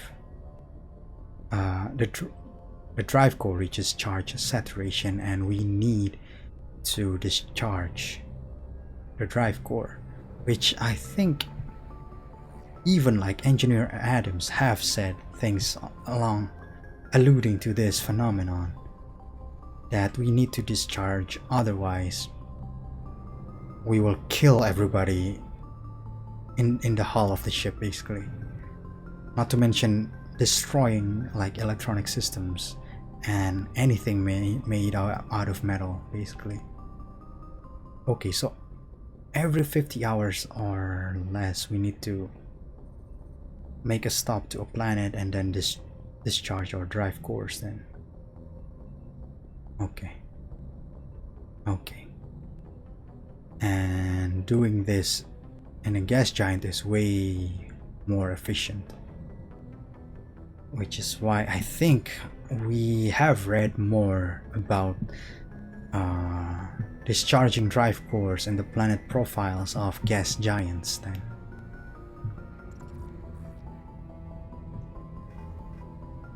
Yeah, and also there's an interesting description of how larger vessels like dreadnoughts discharge their drive cores.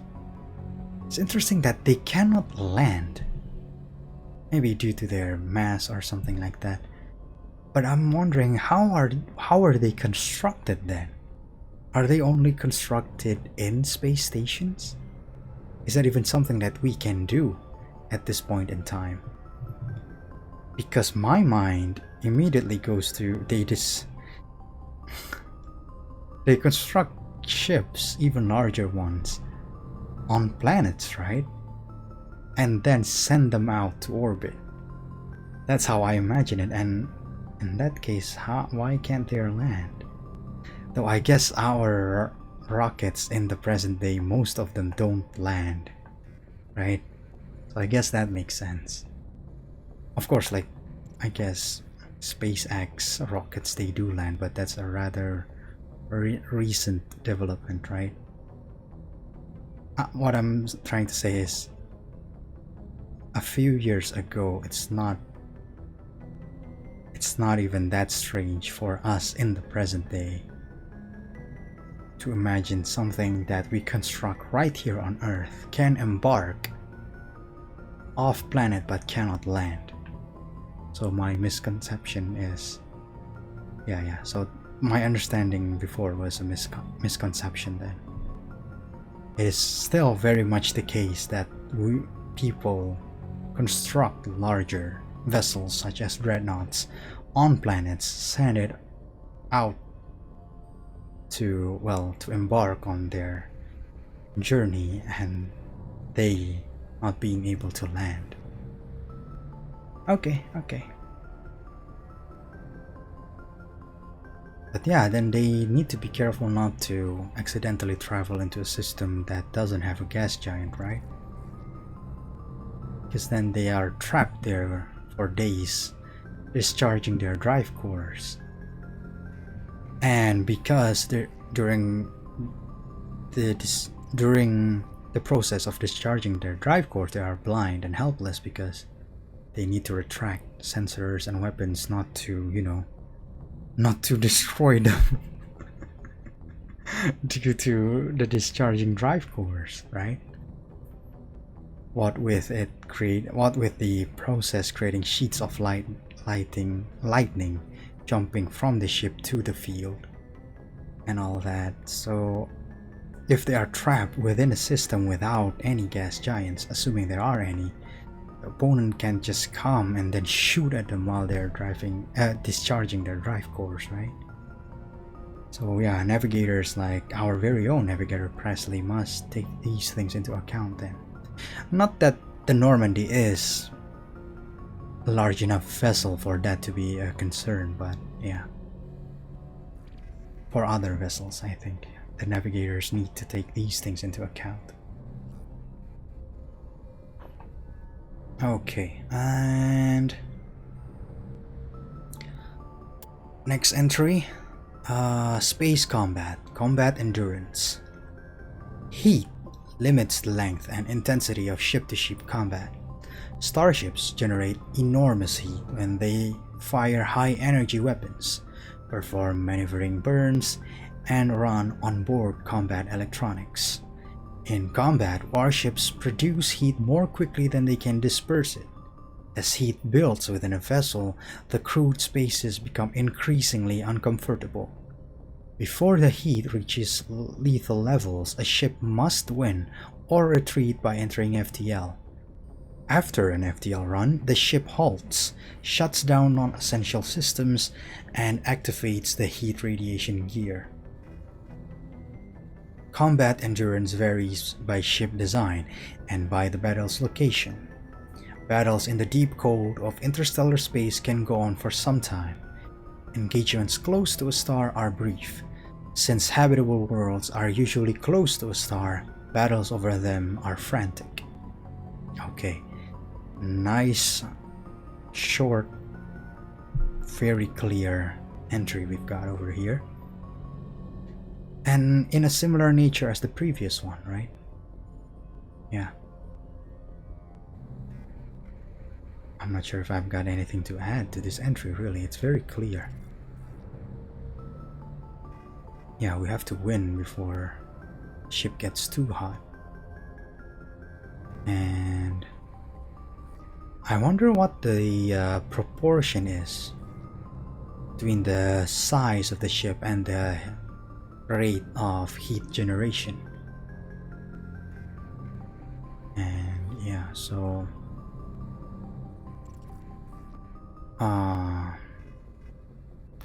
not only we have to discharge drive cores, we also have to radiate heat from time to time.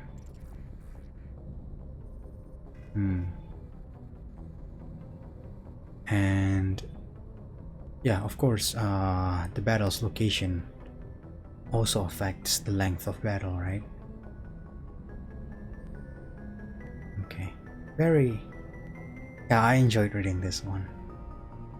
Not that I didn't enjoy the other ones, but this is, compared to the others, is quite the more well-written entry, I feel like. Okay, next entry, starships, heat management. Dispersal of heat generated by onboard systems is a critical issue for a ship. If it cannot deal with heat, the crew may be cooked within the hull. Radiation is the only way to shed heat in a vacuum. Civilian vessels utilize large, fragile radiator panels that are impossible to armor. Warships use diffuse radiator arrays, or DRA, ceramic strips along the exterior of the armored hull. These make the ship appear striped to thermographic sensors. Since the arrangement of the strips depends on the internal configuration of the ship, the patterns for each vessel are unique and striking. On older ships, the DRA strips could become red or white hot. Dubbed tiger stripes or war paint by humans, the glowing DRA had a psychological impact on pirates and irregular forces.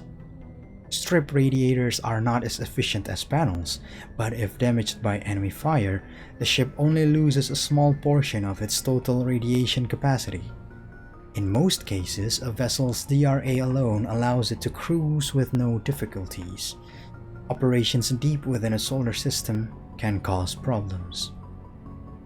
A ship engaged in combat can produce titanic amounts of heat from maneuvering burns and weapons fire.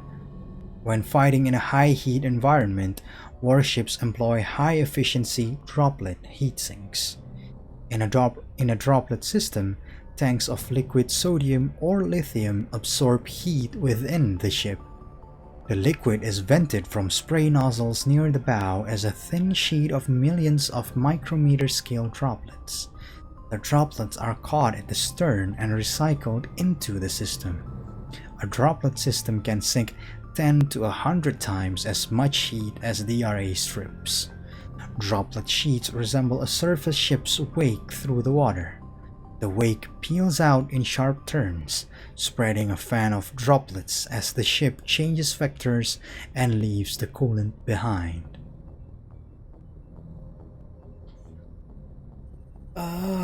Most of this entry eludes me once again.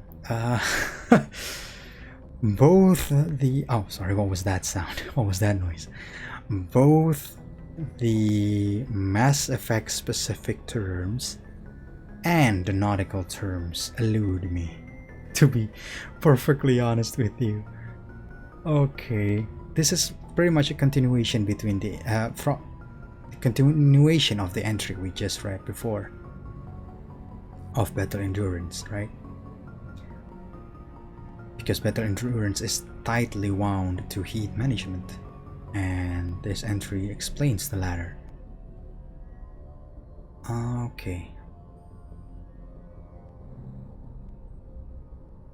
Okay, civilian vessels utilize radiator panels, impossible to armor. With that fact, the fact that they are impossible to armor means that warships need to be equipped with something else, which are the DRAs. And okay, the patterns for each vessel are unique and striking, right? But then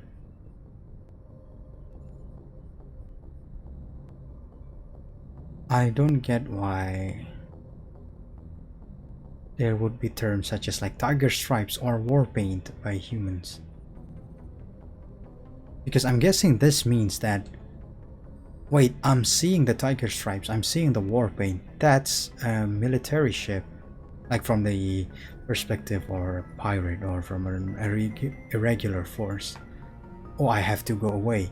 But then again, the patterns for each vessel are unique and striking. How would one know that a pattern belonged to like a human military ship?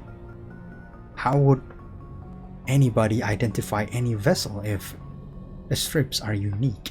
Unless the strips are not actually unique to a vessel, but to an organization. For example, like all Alliance ships will have the same strip configuration or something like that, or at least the same shape but different number of stripes. Maybe that's what they meant in this entry. I'm not so sure.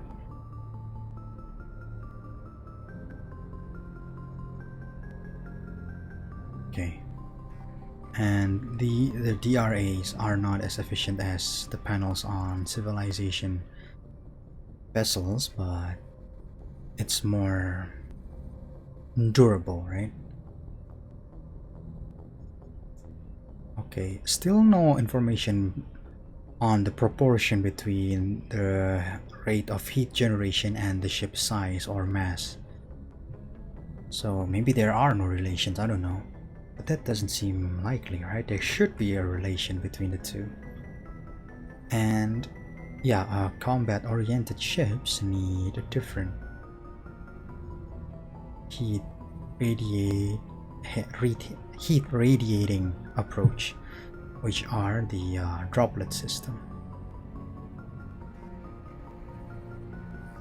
Okay, so the droplets, oh sorry, tanks of liquid sodium or lithium absorbs heat. Okay, and then the liquid is vented from spray nozzles near the bow. I don't quite know where the bow is, to be honest. As droplets. Okay, droplets are caught at the stern. Again, where is that? And recycled into the system. Okay, I'm guessing the bow is somewhere near the front of the ship then, right? And then the stern is somewhere near the back, right? Because I'm imagining, assuming I'm correct, the droplets are sprayed in the front of the ship. The ship keeps moving in the direction it's going in, and then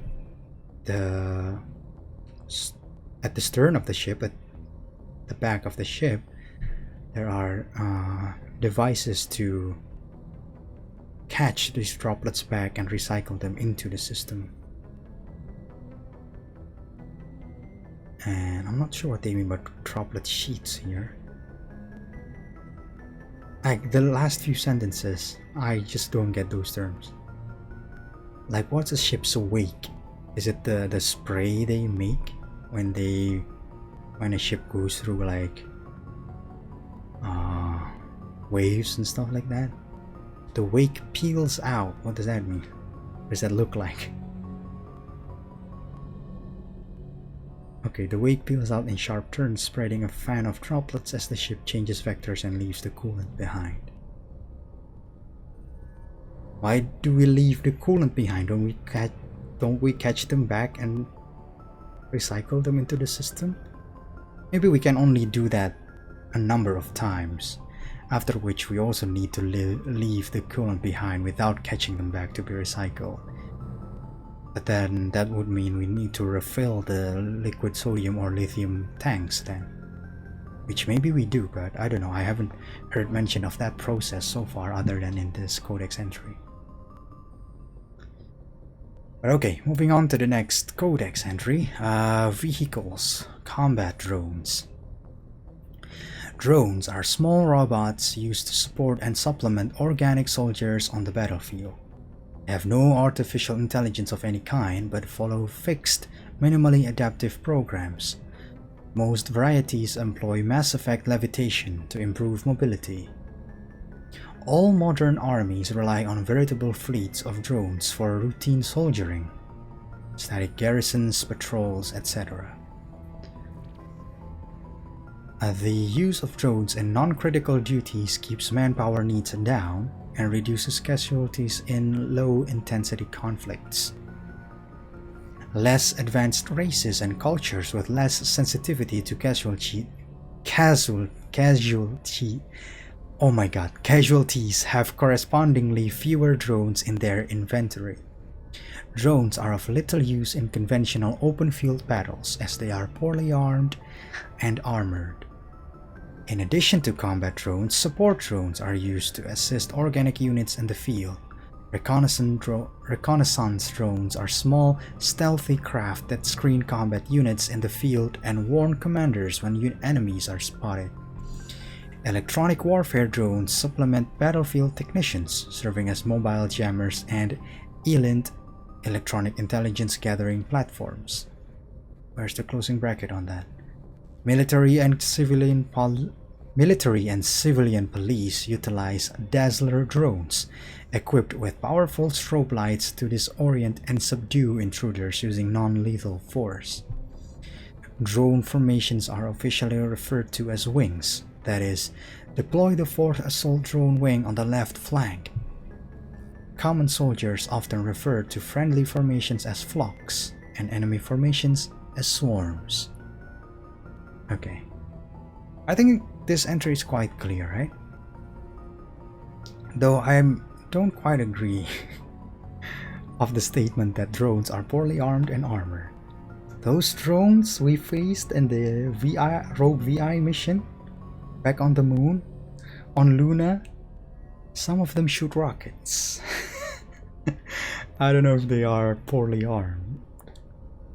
So I guess the challenge comes more from the fact that we are dealing with, to use the term here, swarms of drones, right? Of various specializations, so to speak. Some of them shoot guns more akin to like assault rifles or pistols, and other shoots out rockets, as mentioned before. And the combination made the battle challenging for me. So yeah. Okay. Maybe we'll find and possibly fight against more types of drones in the future. Next entry, weapons, Guardian. A ship's general area defense integration anti-spacecraft network, or Guardian, consists of anti-missile or anti-fighter laser turrets on the exterior hull. Because these are under computer control, the gunnery control officer needs to do little beyond turn the system on and designate targets as hostile. Since lasers move at light speed, they cannot be dodged by anything moving at non-relativistic speeds. Unless the beam is aimed poorly, it will always hit its target. In the early stages of a battle, the Guardian fire is 100% accurate. It is not 100% lethal, but it doesn't have to be. Damaged fighters must break off for repairs. Lasers are limited by diffraction. The beam spreads out, decreasing the energy density, or watts per meter square, the weapon can place on a target. Any high-powered laser is a short-ranged weapon. Guardian networks have another limitation: heat. Weapons-grade lasers require cool-down time, during which heat is transferred to sinks or radiators. As lasers fire, heat builds within them, reducing damage, range, and accuracy. Fighters attack in swarms. The first few will be hit by Guardian, but as battle continues, the effects of laser overheat allow the attackers to press ever closer to the ship. Constant use will burn out a laser. Guardian lasers typically operate in infrared frequencies. Shorter frequencies would offer superior stopping power and range, but degradation of focal arrays and mirrors would make them expensive to maintain, and most prefer mechanical reliability over bleeding-edge performance where lives are concerned. Salarians, however, use near-ultraviolet frequency lasers with 6 times the range, believing that having additional time to shoot down incoming missiles is more important. Lasers are not blocked by the kinetic barriers of capital ships. However, the range of lasers limits their use to rare knife fight range, ship-to-ship combat. I see. We've heard mention of Guardian several times in other codex entries, and now we know way more about them. Okay, and also an explanation as to how lasers or laser-based weapons work, which the Guardian is. I find it interesting that,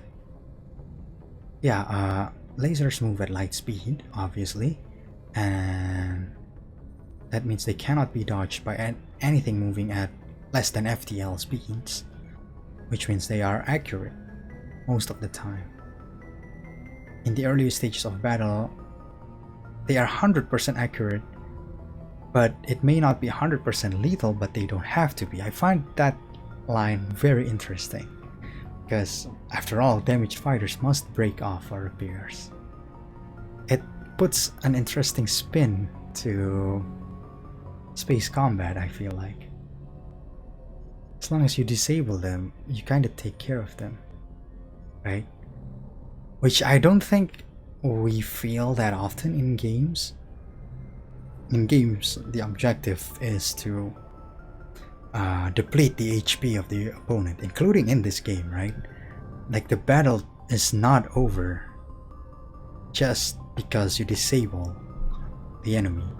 Of course, disabling the enemy is still important. You want to disable their skills, their magics, or what have you, and in the meantime you keep doing damage, right?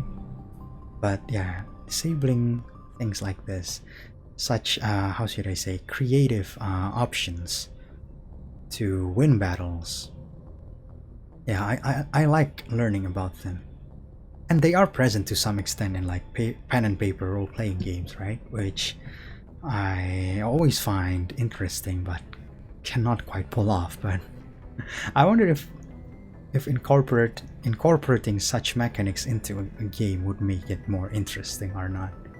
I'm not sure, and I guess perhaps some games already do employ such mechanics. I'm just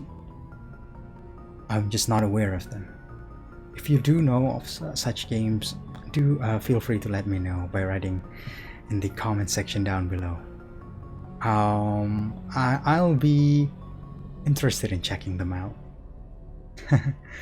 Okay, and yeah, also still related to this very interesting paragraph is over time the effectiveness of lasers decrease, right? And any high-powered laser is a short-ranged weapon in the first place, because the lasers themselves are limited by diffraction. But yeah, heat kinda throws another causes, or like is another point of consideration to be made whenever dealing with laser-based weapons, because you know, as heat builds, damage gets reduced, so does range and accuracy. And also this bit about fighters attack in swarms, and the first few will be hit by Guardian. Now I wonder, wouldn't this made a perfect sense to have like automated fighters? I don't know if they exist so far in this universe, but from what we've read about the fighters in other codex entries, I get the impression that they are single fighter, like piloted by a single person, right? Why not make an automated one, at least for the first few, just to be caught by the Guardian, right? Because the way I read this paragraph, that means the pilots of the first few fighters are basically, I'm not sure if this is the right way to put it, but they're kind of like shock troopers in the sense that they are most likely throwing their lives away then for the swarm that comes in after them. And I don't know, maybe automated fighters are actually already a thing in the Mass Effect universe. Yeah. And yeah, I enjoyed reading this entry, really. And how the Salarians use a different specification for their laser-based weapon with more range. Yeah, interesting. Okay, move on to the last category for today, technology. I think we read this one. Yeah, okay, so then let's start with this entry. Biotics training. Biotic implants and amplifiers only provide the potential to create coherent Mass Effect fields. Whether biotics can actually do so is largely determined by their training. Biotics must develop conscious control over their nervous systems, sending specific electrical impulses to the element 0 nodules embedded in their nerves. They are thought to use their implants and amps with biofeedback devices and physical mnemonics. Specific gestures or muscle movements fire the proper sequence of nerves to activate a certain skill. Codex Industries pioneered biotic trading with the Biotic Acclimation and Temperance Training Program. Although BOT did not achieve the desired results, many techniques thought are still used today. Many human think tanks are trying to develop some form of biotic super soldier. Most are benign efforts to create more flexible troops. Others, less publicly known, are unapologetic attempts to create Nietzschean supermen.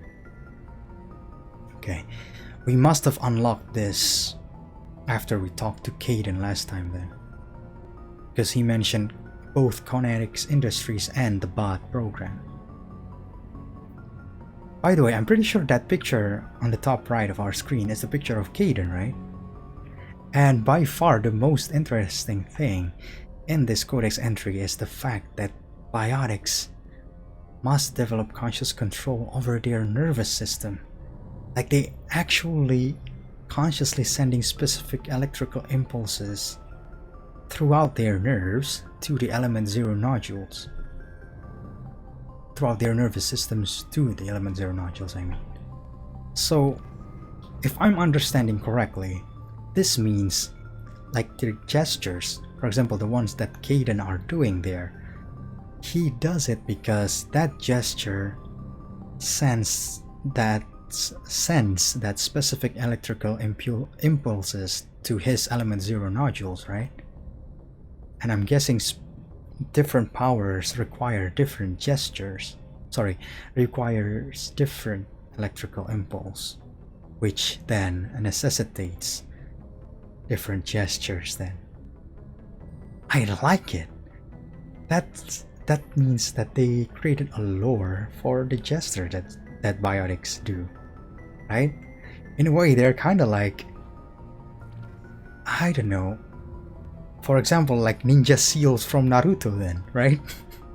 Depending on the seals that you do, you're doing different, like ninjutsu, for example, and that kind of works in a similar vein to what biotics do in this universe.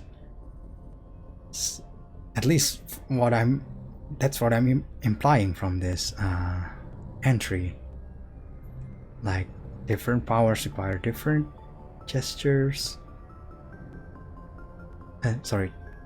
Different powers require different electrical impulse, which necessitates different gestures. Or even if that is not the case, I'm guessing different individuals use different gestures to, again, or not to, but when generating that specific electrical impulse to their element 0 nodules, right? I like it. I like that detail a lot. Okay. Let's see. Oh, that's about it actually. We've finished most of the entries, secondary codex entries we got. I'm definitely sure that this episode have moved way past the 2-hour mark. So I guess that's the trend for SC episodes then. I really hope the next one isn't this long, but again, this mistake is because I thought we could keep the trend of having or making SC episodes in between chapters. I guess that's actually no longer the case now. I'm gonna try to make better calls as to when to make new SC episodes. But then again, I'm pretty sure the assumption still holds. That is, as we go further through this game, we'll unlock fewer and fewer secondary codex entries, right? But in any case, I thank you for sticking with me throughout this very long episode. Very long episodes at this point. Both SC2 and SC3 episodes are over 2 hours long. So yeah, thank you for sticking with me throughout these episodes. I'm genuinely happy if you find these episodes to be as entertaining as I find them to be. So yeah, thank you once again for watching all the way to the end, and I'm very much looking forward to seeing you in the next video. In the next episode, we are going to go to Pharos, definitely. The possibility of having a back-to-back SC episode was on the table, but I don't think it's gonna work for anybody involved, so I just elected to having longer SC episodes. Do let me know whether that was the right choice or not, but yeah, at least this guarantees the fact that the next episode will definitely be us going to Pharos to finally proceed with our mission. Yeah. That's for the next episode. So goodbye for now, and I hope you have the greatest day. I always do. And yeah, that's all about it for me from now. So see ya.